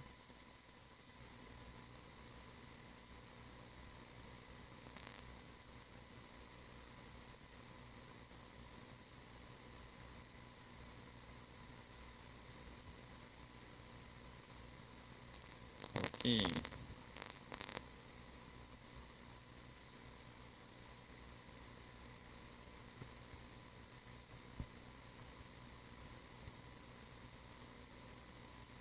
Alright, so our next speaker and our last speaker for today is the world-renowned Dato Dr. Architect Ken Yeang from TR Hamzah and Yeang. So a bit about his biography. Born in 1948 in Penang, Malaysia, Ken Yeang grew up with his parents in an early modernist house. He obtained his qualifications in architecture from the Architectural Association School in London. He received a PhD in ecological design and planning from Cambridge University Department of Architecture, writing his doctoral thesis, later published as Designing with Nature in 1995, which became the springboard for his work on eco-design, green architecture, and eco-city master planning. Architect Yeang attended courses on ecology at the Department of Environmental Biology at Cambridge University. He is a member of the British Ecological Society. Architect Yeang's headquarters is in Kuala Lumpur, Malaysia as TR Hamzah and Yeang, with offices also in London and Beijing. His expertise in the field of green design originated from his early doctoral dissertation from Cambridge University from 1971 to 1974, followed by his ongoing R&D work, which has since led to the publication of a number of his treatises on the topic of ecological design and planning, bioclimatic design, and high-rise design. His publications include the skyscraper bioclimatically considered, it's a mouthful. The green skyscraper, the basis for designing sustainable intensive buildings, and his latest book, Eco Design, a manual for ecological design. He is a member of the RIBA and registered with the ARB. Over his 35 years of professional practice, he has seen to completion over 100 projects on site, including having designed over 50 skyscrapers, with over 12 completed and currently 3 towers in construction. He is best known as the inventor of the bioclimatic skyscraper, as a genre of low-energy skyscrapers based on bioclimatic design principles, and for his novel ideas on designing the high-rise building type as vertical urban design. So, ladies and gentlemen, the Putra Design Lecture Series is happy to invite or to give his speech the legendary Dato Yeang.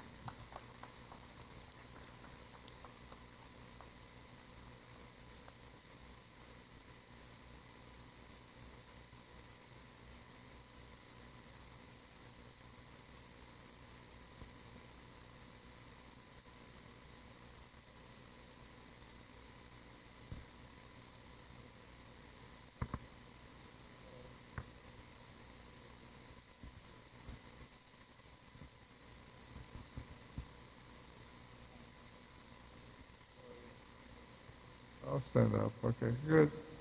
Morning, everyone. Well, I'm delighted to be here with you. I'm very glad to hear the jokes that David said about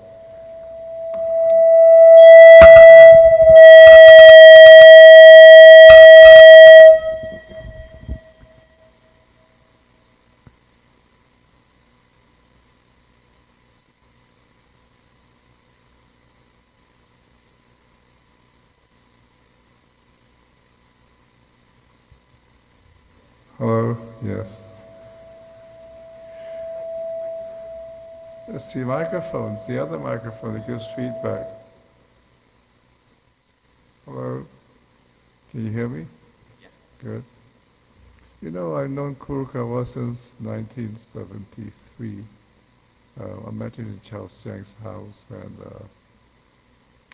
and Charles Chang said to me after our tea, he said, "Why don't you drive Mr. Kurokawa back to Heathrow Airport?" I said, "Oh, I could do that." And then so we're in the car, and I met him for the first time, and he said to me, "You know, Ken, I can tell a person's architecture by looking at his face." I said, "Oh, that's an interesting proposition." Then he said, "Well, look at Philip Johnson. He has a clean, sophisticated face. He does his clean, sophisticated buildings." I said, "Yeah, that's a little bit tenuous." And he said, "Look at Paul Rudolph. He's got chunky features, you know, and he does his rough, brutal concrete buildings." I said, "That's a little bit better." And let's look at Buckminster Fuller. He's bald, and he does all these domes. So anyway, so the British are have a strange sense of humor. And one day I read in the newspaper about the article about Kurokawa. And it said Kurokawa's name sounds like opening a cold can of beer. When you open a can of beer, it's kushu. So anyway, let me just get on with it. You know, not to your back. You know, I don't need to talk anymore. Okay, sorry about the spelling. I did the PowerPoint in the car. Went over the bump and missed the R, you know. So now,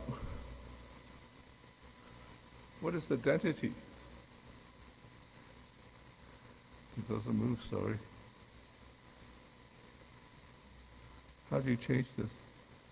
Okay. Well, this is my identity. I do green architecture. I've been doing it for nearly 50 years and wouldn't do anything else. You see, this thing doesn't change, you know. Sorry? What's the control? Sorry?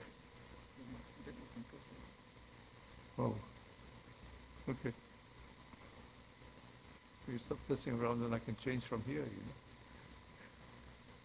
So now the first thing is that identity for me is relating the architecture as context, and in this instance it's climate and ecology. Because every place on Earth, the climate varies depending on the latitude, and ecology depends on its location and the vegetation. And so no place on Earth has ecology exactly the same. And so if you design this ecology, then straight away you get an identity, an architecture that is tied to its place. And that's what identity is about. Next. And so, what is green architecture identity? Next. To me, this is architecture. Wait, next.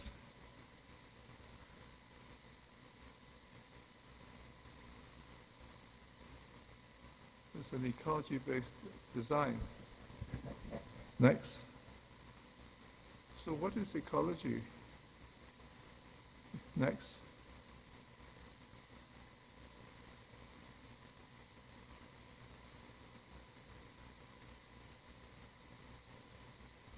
I can't see because I've got a stiff neck.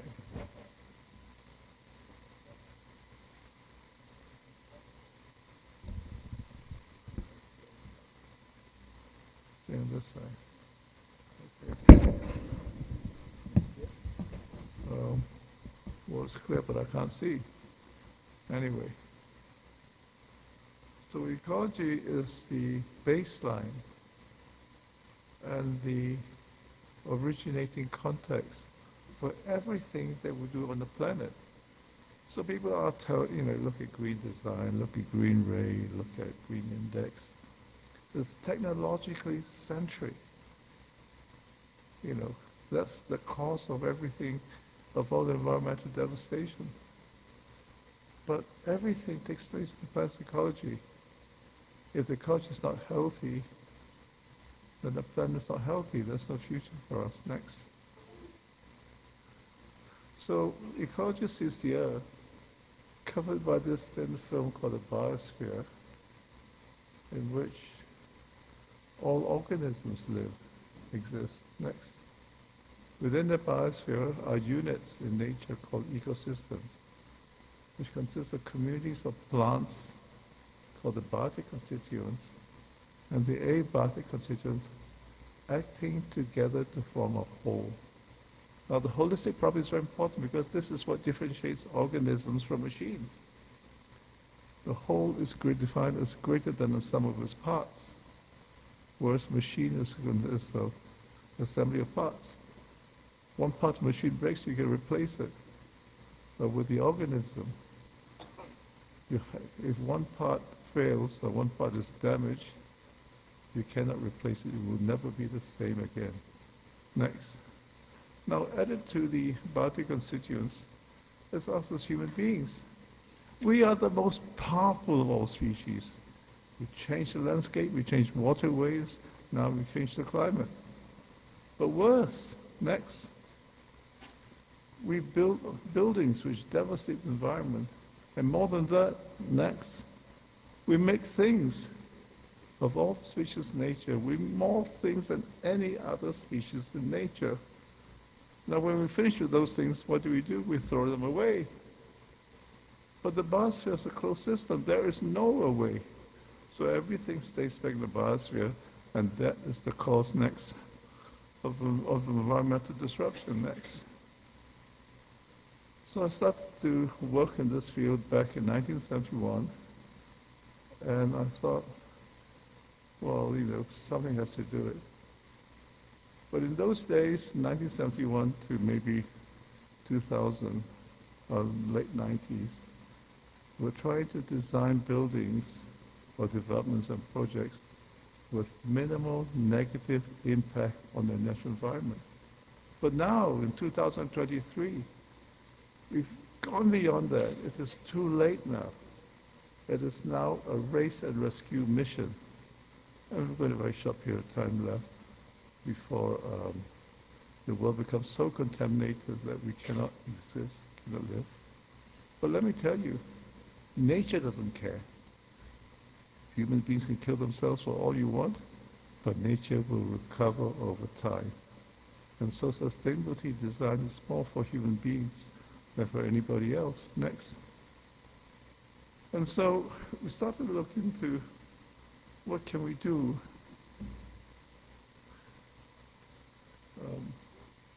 to save the planet. Next. So one idea I had was that what happens if we make our built environment like nature, like constructed ecosystems. Next.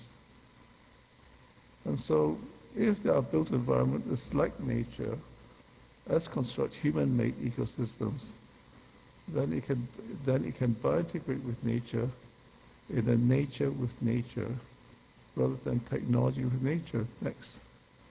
So I started looking into what I call the properties, the attributes of ecosystems, to how we can imitate, replicate, and augment these properties into a human-built environment. Next. And so one of the early things I looked at is the biological structure of our built environment. Nature is, as I said, has biotic and abiotic constituents. But look at this room that we're in. Everything in this room is inorganic except you and me and the bugs. So where's the biotic constituents? So to make a built environment a constructed ecosystem, we have to bring more biotic constituents next into the built environment. So I started to look at patterns in which I could put nature into the built environment. I can put it all in one location, as Tommy Cooper says, just like that. Next, I could have a spotty relationship. Next, I could have a stepping stone relationship where the biotic constituents are close but not disparate, and certain species can move from one habitat to another. Next, I could have a tree relationship where I have fingers, and I could have the next intertwined relationship. Now the top row is how this pattern is interpreted in master planning. So what you see here is a series of patterns that guide our work for the last 50 years. Next. And so the preferred pattern is the last one because the habitats are connected. By being connected, there's a greater pool of resources within the habitat to be shared among the species. By having a larger, greater pool of resources, it enhances the biodiversity of the habitat, and by enhancing biodiversity, it creates a much more stable ecosystem. Next. So then in a building, you can have these habitats at various locations, on the roof, on the ground, in terraces, within the atriums. Next. And so this is the building that we explored in the last pattern, where we had vegetation that starts on the ground, that spirals all the way up to the top of the building. Next. Here it is, was built in, I don't know, 2009, I think. But you can see that the red box shows the ramp which spirals all the way up, brings the vegetation up. With every facade, I climb one floor. Next. And this is the ramp with the vegetation to one side. And so the vegetation continues all the way up. Now, I have many imitators. There is that Italian architect who put a lot of vegetation in his buildings in Milan. But to service the vegetation, you have to go through the user floor areas. Now, how would you like it when you're living in your room, in your bedroom, and you are doing all sorts of things with your dear wife? Guy walks in and says, I'm going to service the vegetation. So here, you can service vegetation. Of course, you can peek in and look in what's happening on the inside. but without bothering the people, the users in the building. Next. And so in the mid-level, I have a garden. They call it mid-level garden. Then next, it goes all the way to the top of the building, and then I have a roof garden. Next piece. So that's a roof garden with a magnificent view. The building is in the One North district of the Novena district of Singapore, and it was finished around 2009. Next. It's about 600,000 square feet, and that's the mid-level garden. And next. Here's another view of the mid-level garden. Next. And this is a device that we started to experiment with, where we brought the vegetation, the ramp continues all the way down to the basement, and we call it EcoCell. At the basement you have a biosphere, or a living machine that was invented by Dr. John Todd, where you treat you treat wastewater. Next. The EcoCell idea was developed originated a few years earlier in a competition for the carbon waterfront. It brings daylight into the inner parts of the building, brings vegetation, it brings natural ventilation, and at the bottom you could have a wastewater treatment plant. Next. And so that's where the EcoCell starts from the podium and digs its way all the way down to the basement. Next. And here you are, here's the EcoCell in this carbon waterfront scheme. Next. And okay. And so for the Solaris building, the EcoCell, next. Next, I think you're going backwards. Next. Oh yes, it's actually, go back a bit, previous slide, I'm sorry. What we did with Solaris building was that there's actually two blocks linked, unified by its facade, and between the facade is an atrium with a glass roof. Next. So here's looking up the glass roof, and next. It's operable on a it's a, what I call a mixed mode space. It's not fully air conditioned, it's partially air conditioned, but you have cold air blown in from the side. Next. And then this is the glass roof, which is closed in inclement weather. Next. But, you know, on a normal day it opens up. It's a sensor that opens it up. So I call this a mixed mode. It's not full mode, it's not passive mode, but mixed mode. Next. And then we have a number of experiments. One of the experiments we have is what we call a diagonal light shaft, which is like a light shaft that cuts diagonally across the floor. And the left-hand image is looking down the diagonal light shaft. Next. And this is the diagonal light shaft looking down from the street level. Next. Well, this is another competition building, another competition project, which originated the vegetated ramp. Next. And the idea was that we have sky cars in between. Next, whenever the ramp reaches the level of the adjoining building, the idea was to bridge across to the adjoining building and green the roof. So in this way, we gradually becomes a catalyst to eventually green the city. Oh, that was just an idea, you know. Next. Never implemented. Next. This is a telco company, DG, in which experimented with a green wall that starts on the ground. Next. Goes right across the facade, down the other side, to the back of the building, and down again. So this was continuous vegetation. Now, if you look into the attributes of the ecosystem, continuity is a fundamental property of ecosystems because nature is connected. As we as human beings that fragment the earth, we go to a piece of land, we chop it up, like separate the vegetation with fences, with roads, with impervious surfaces. We should try to reconnect nature as much as we can. So this is an illustration how we try to reconnect nature by using the building. Next. And you can see the vegetation starting from right-hand side, up the building to the top, and the roof got tilted a little bit because I put photovoltaics on the roof next. And this is another building that's under construction now. This building in Cyberjaya with the hedge vegetation coming up the facade. But I put photovoltaics because this is a data center.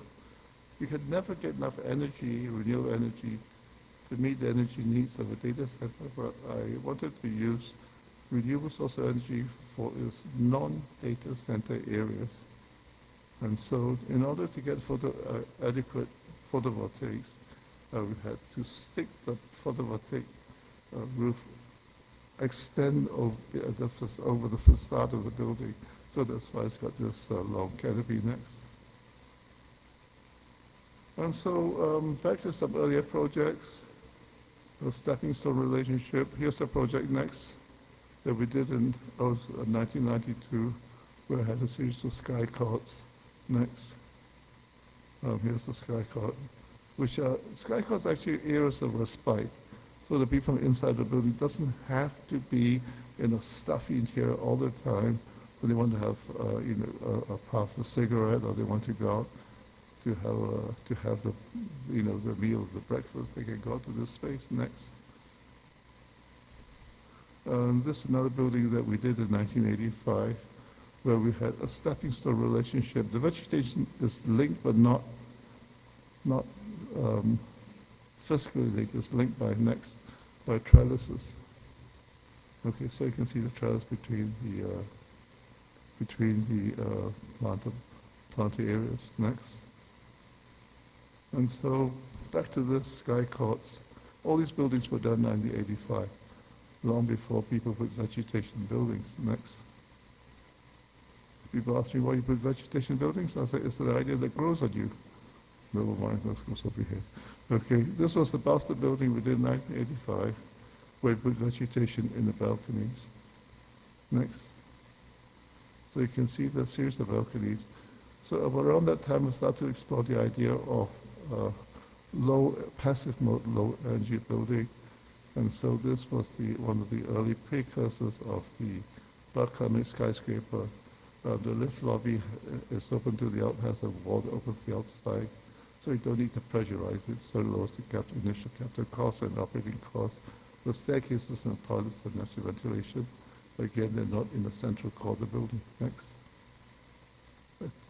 And this is more recently completed, I think sometime, before the year 2020. It's a building of about 1.3 million square feet, and it goes back to the idea of the series of sky courts. Next. Okay, it's basically two almost symmetrical building forms, which are chevron-shaped.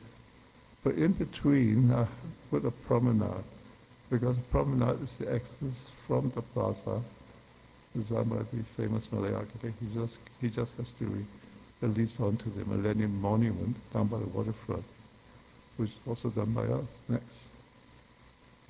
Now, we wanted to increase the biodiversity of the locality, because when the site was given to us, it's been cleared.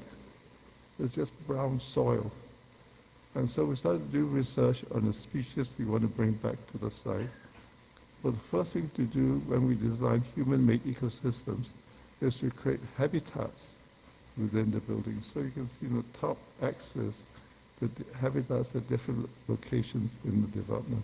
Next. We do research on the fauna that we want to bring back.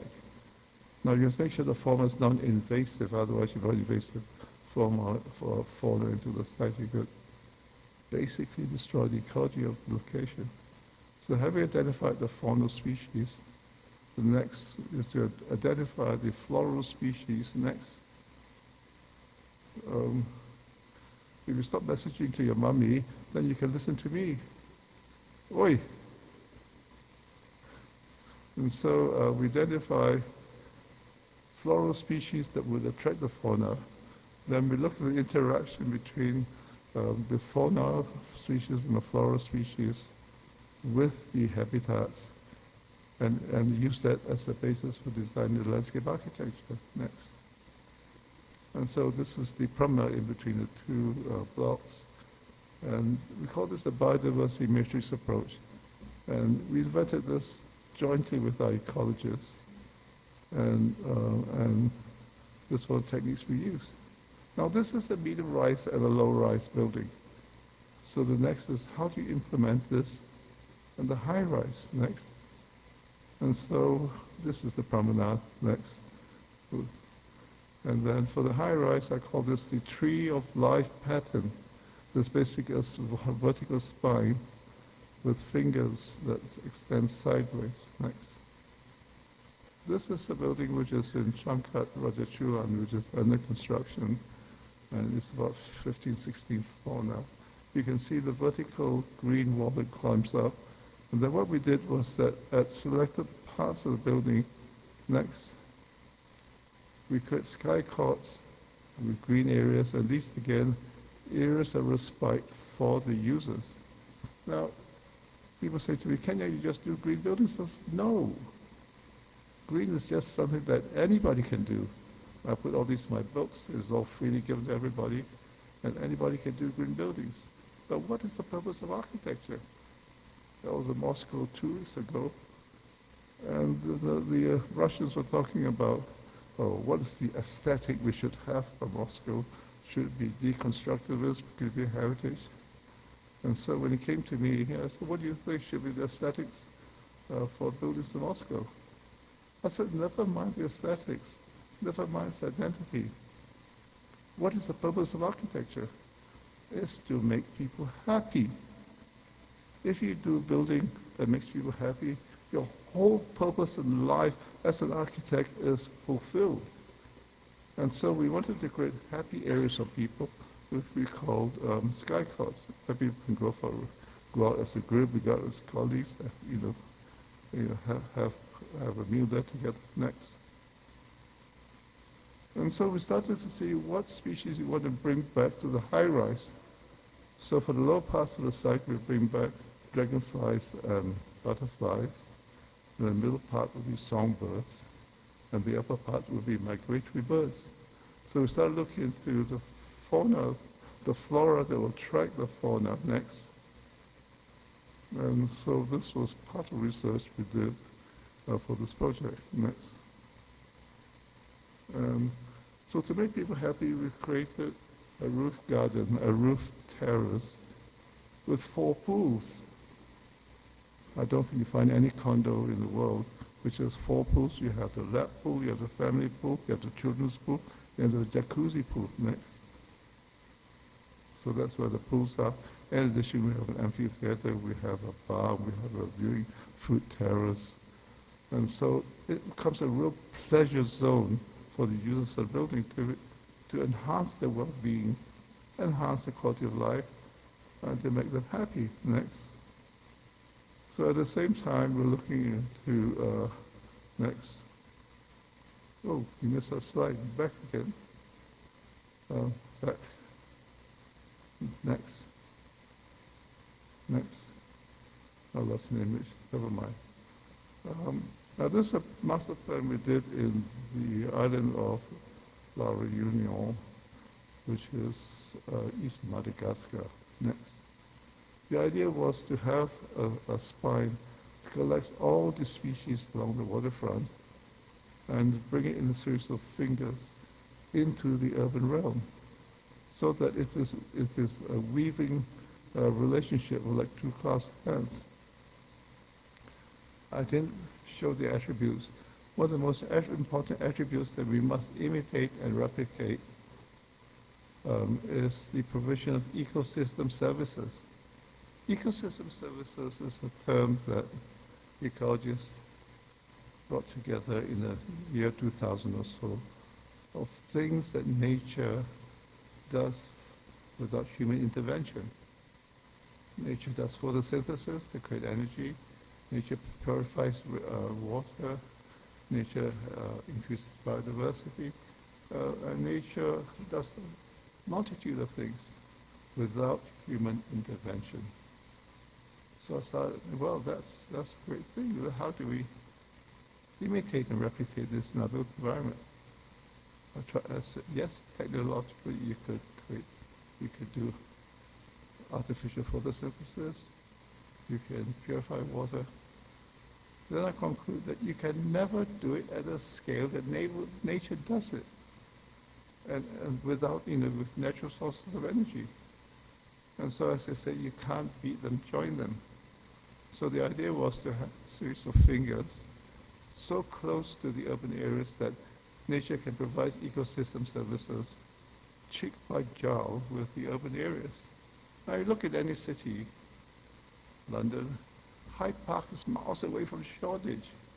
You'd never get the ecosystem service from Hyde Park or Regent's Park down to Shoreditch or to Hackney. Next. And so the idea was to have a series of fingers, as you can see the panda at the top, so that the green areas are close in proximity to the urban areas. Next. And so this are the green fingers we collect from the waterfront, bring it up towards the top of the island. Next. And this is the urban areas which are woven in between. And so this was the principle of the idea of if we cannot imitate the provision ecosystems technologically, we make use of it and optimize it next to the urban areas. Next. And so this is the aerial view of the green fingers. Next. And that's the urban fingers that goes down from the central island down to the waterfront. Next. And now I have some horizontal roads that cuts across. And so what you don't want to do is to bifurcate the green areas, because once we do that, then you stop the species moving from one part of the site to the other part of the site. So to ensure the ecological connectivity, next, we use what we call eco-undercroft. You go back a bit, please. So you can see the undercroft where the road goes on top, the vegetation goes underneath. So this is one of the ideas we developed. For the India project, we use the eco-bridge as against the eco-undercroft. Next. And then the edges of the green areas should not be pristine, because species don't like sharp edges. So you should serrate it, as you can see in the bottom right-hand corner, so species can breed, can feed, can hide from prey. Next. And so now, next thing you ask, well, that's fine, that's very nice, Ken. How about interiors? How do you make interior of buildings green? So we started to research into the pollutants that you have in the interior from people, from emissions, from printing machines. We started to do research, next please, on plants that will absorb the pollutants. So you can see, on the left-hand side of the diagram are the indoor air pollutants, on the right-hand side are the plants, and then on the next image is the conference hall that we did for the Australian Embassy, where we used peace lily to absorb the pollutants. So in this way, we're able to use planting to improve the indoor quality and make it into a healthier built environment. Next. This office building that we did in Klang. Next. This time we got the vegetation of the inside of the building. Next, please. From the inside going up to the roof. Next. And here's an image of how it sort of ziggurats all the way up to the roof. You can go right through the ground floor to the offices at the back. Next. So now, one of the most important aspects of green design is what they call low energy design, or net zero energy design. I gave this lecture at Foster Foundation. And I said, you have to go beyond net zero energy. You have to design for surplus energy so that you can produce your own energy. Now, for designing a net zero energy building, or surplus energy building, you go through a series of steps. The first step is bioclimatic design. Next, or designing with the climate's locality. So this was the building we did in 1985, where we had a louvered roof over the conventional roof. So there are two roofs. That's what's called a roof-roof building. At that time, I was telling a joke about two tramps walking down the road. One tramp had a dog and said to the other tramp, "Do you know my dog can talk?" And the other tramp says, "Oh, your dog can talk, you're messing me about." So we asked Rover at the end of the waterfront, "What's that?" "That's a waf and roll." I know, and the dog says, "Waf, waf." Ask Rover, "What does sandpaper feel like?" And Rover says, "Rough, rough." Ask Rover, "What's the top of that house?" And Rover says, "Roof, roof." So that's the name of this house. Next. So basically it's an umbrella building. Umbrella is a side magnetic device because if the sun's in that direction, you just angle the umbrella. Because that's my ambition to design an automated umbrella house. I haven't been able to do that yet. Next. And so I started to use louvers instead of glass for the sun shading. Next. And that's the house was done in 1985. You can see the louvered roof that lets in the morning sun on the east side, keeps up the hot midday sun and the afternoon sun. So the louvers are angled to keep up the sun. Next. And the swimming pool becomes an evaporative cooling device to bring slightly less warm water, air into the house. Next. This is a building we designed in China. And next, again, is this a canopy design. Next. That's the interior of the building. Next. And let me see, what's this? Oh, this is the Calvary Convention Center. We're not allowed to call it a church, a convention center. Next.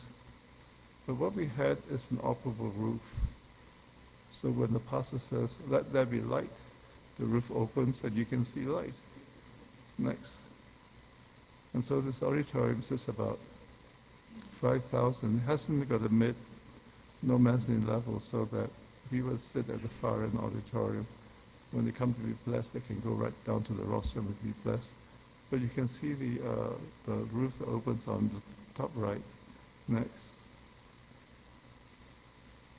And this is the cross section. Next. And the roof opens into let daylight into the auditorium. Next. But for the entrance area, we have a plaza which is open to the sky space, and we use fans to keep the place cool. Next. So that's the passive mode. But that's next. Mixed mode is we try to use some mechanical electrical systems, and so in this case we use side throw fans and ceiling fans. Next. This is a renovation to an existing building in the Chapel area. The owner wanted to have 30% of the ground floor non-air conditioned, so the circles show the ceiling fans. Next. And we have louvered windows to increase the cross ventilation. Next. This is a building that we did in the Bloomsbury area in London. It's the extension to the Great Ormond Street Children's Hospital. We put a glass flue in front of the facade. And next, so what we did was that, so this is mixed mode.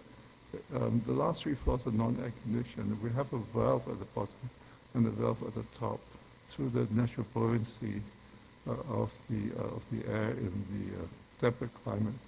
Once you open the valve on the bottom, it sucks the air up right to the top of the building and naturally ventilates the lower three floors, which are operated by Walt Disney. Next. And for this building, we wanted to find experiment with alternative to the horizontal sun shading. So we looked at glass with a fritted pattern on it. Next. And the glass is about 50% fritted, and it is printed on the glass itself. The excess experimental sunshade. Next. And that's against the Solaris building, which is horizontal louvers. Next. And so with the pattern, we took it from the Songket cloth, because the building lies along the precinct 2, along the boulevard leading to the Prime Minister's residence. And so it's important to have, I felt, a Malay relationship reference to the building. And so we took the Songket pattern next, and we converted into a geometrical pattern which we implemented over the glass panels. Now the glass panels are not butt jointed.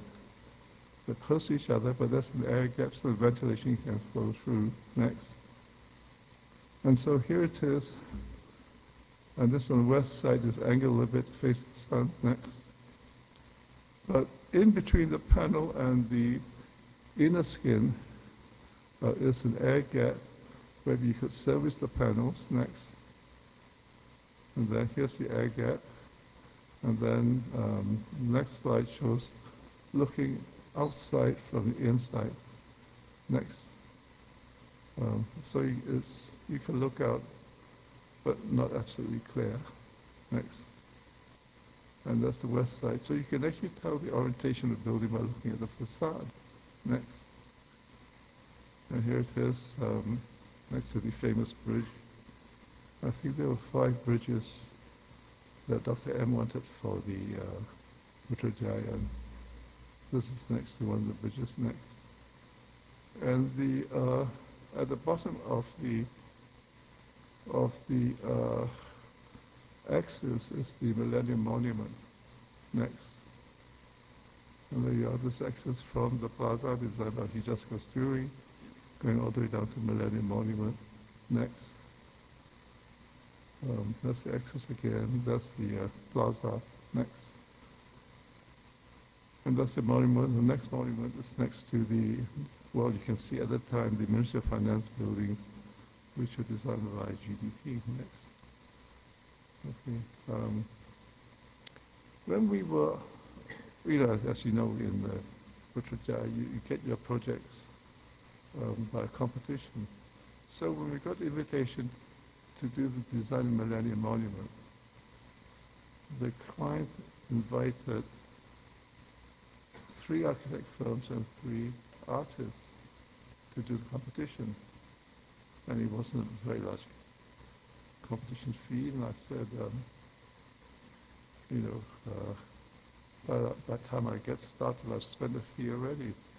So when I started going for the briefing, they came back and said, oh no, the competitors want you as the artist, the architect for the Millennium Monument. So I thought I'd better give it a bit more attention. So I presented it, and I thought, the 2 architects were Irvin Nisma, ourselves, and Hijaz Kasturi. Hijaz at the time was enamored with sailing, and so his monument was shaped like a sail. I can't remember what was Irvin Nisma's design. But we wanted what my friend Lim Cho calls a prismatic design, where it looks good from all directions, not from one single direction. So we made it aspire like the spire in the Festival of Britain back in the 50s. And then Dr. M wanted Malaysia to be a developed country by year 2020. And so we developed the next. And oh yeah, this is the pattern of the ramps that lead all the way up to the viewing platform next. And sorry, let's go back a bit. I think I missed a slide. But he wanted we divide the monument into segments that represent, every 5 years of achievement of the country until year 2020. And so when we presented the project, and the head of Putra at the time was Nasri Azizan, I don't know him from above, so halfway through the presentation, he started to call me Ken. I thought, that's a good sign. And then I finished my presentation, and I was just about to present my last slide. I said to Tansri, this is the slide that you like best. So everybody held their breath. I show the costings within your budget. That's how we got the project next. So we took the printed pattern and we put it horizontally and became a canopy for the University of Malaya University Hub next. And this is the current work we're doing now. We converted canopy into a cloak. And so it's the cloak over a building complex in Chennai in India. Next. This is probably our single largest project at the moment. It's in Bangladesh. There's 2.3 million square feet of built-up space, fairly advanced stage of design, and it's like a series of it's a squiggly master plan. But originally we showed the client two options, an orthogonal version and the curved version. He said he preferred this one, so that's how it is. And the right-hand side shows the early aesthetic. But then we started to look using AI, artificial intelligence, and see how it affects the facade next. So this is the AI version of the facade. It's not exactly perfect. We still have to modify and adapt it. But AI could be a very useful approach to generating ideas next. This is the same data center with the photovoltaic roof next. Okay, I'm going to end in a minute. Our ecology design is the bi-integration of 5 factors. Next. Oh, you missed a slide. Next. Back a bit. Yep. Next. Oh, missed it. I lost some information. Anyway, one of the factors, go back to the diagram, the flower. So there are 5 factors. There's nature, there's human society, there's our built environment, there is hydrology, and energy systems. So one of the factors is human society next. And so human society means for us designing for happiness. So what is happiness? So neuroscientists tells us that happiness is a chemical reaction in your brain when you partake in certain activities. It creates certain hormones, and these are 4 types of hormones that give you a sense of happiness. A very brief experience of happiness. That's why people keep, doing the same thing several times. Like people, when you go bowling, when you hit all the skittles, people jump up and say, "Wow, that's fantastic," and they want to do it again because it's that sense of happiness. So we started looking at the different hormones and how it generates different type of activities next. And from the activities, we use this as a basis for looking at the spatial requirements, and from there we do the design next. So that's how we design happiness, and that is for me, the most important aspect of architecture design. Now, talking about identity, this is for a Chinese society, clan society in Singapore. So we took the Chinese letter Fuk, and we created facade, but behind this you can see the step planting. Next. Next. It goes all the way up to the top of the building. And this is part of an earlier slide because we created a jogging track at the top of the building. Next. And so, this all jumbled up. I don't know who did this.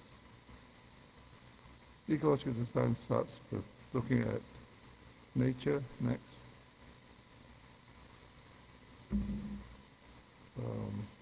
Human society. Next. Hydrology. Next. Energy, and so forth. And these are the objectives for each of these.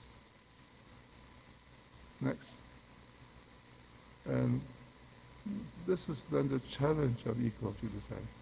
How do we integrate all these factors into the whole? And that varies from architect to architect how they do it. But this is the challenge. I'm trying to do this in my work. I haven't achieved 100%, but that's what I'm continuously doing. Before, as the English say, I start pushing daisies.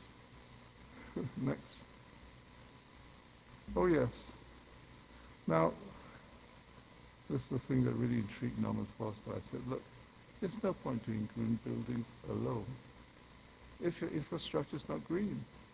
No matter how many green buildings you put in a city, the city would never be green if its infrastructure is not green. So green design starts with the infrastructure, not with the green buildings.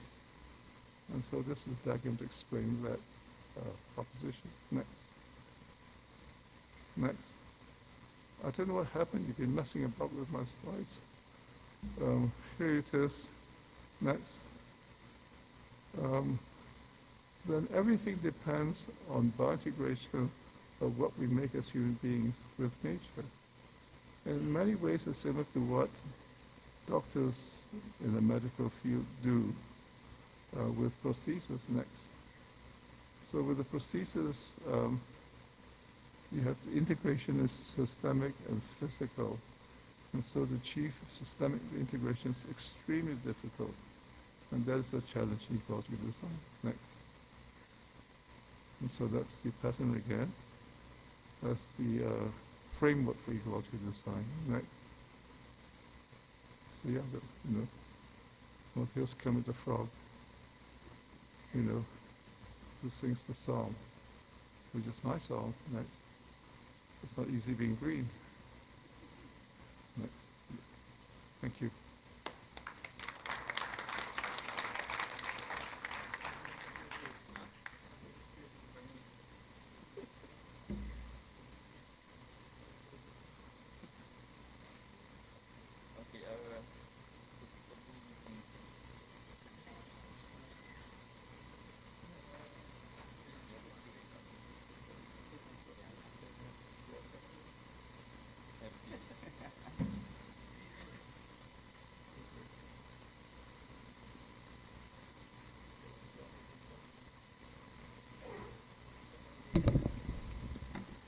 Okay, thank you very much, Dato Ken, for your lecture.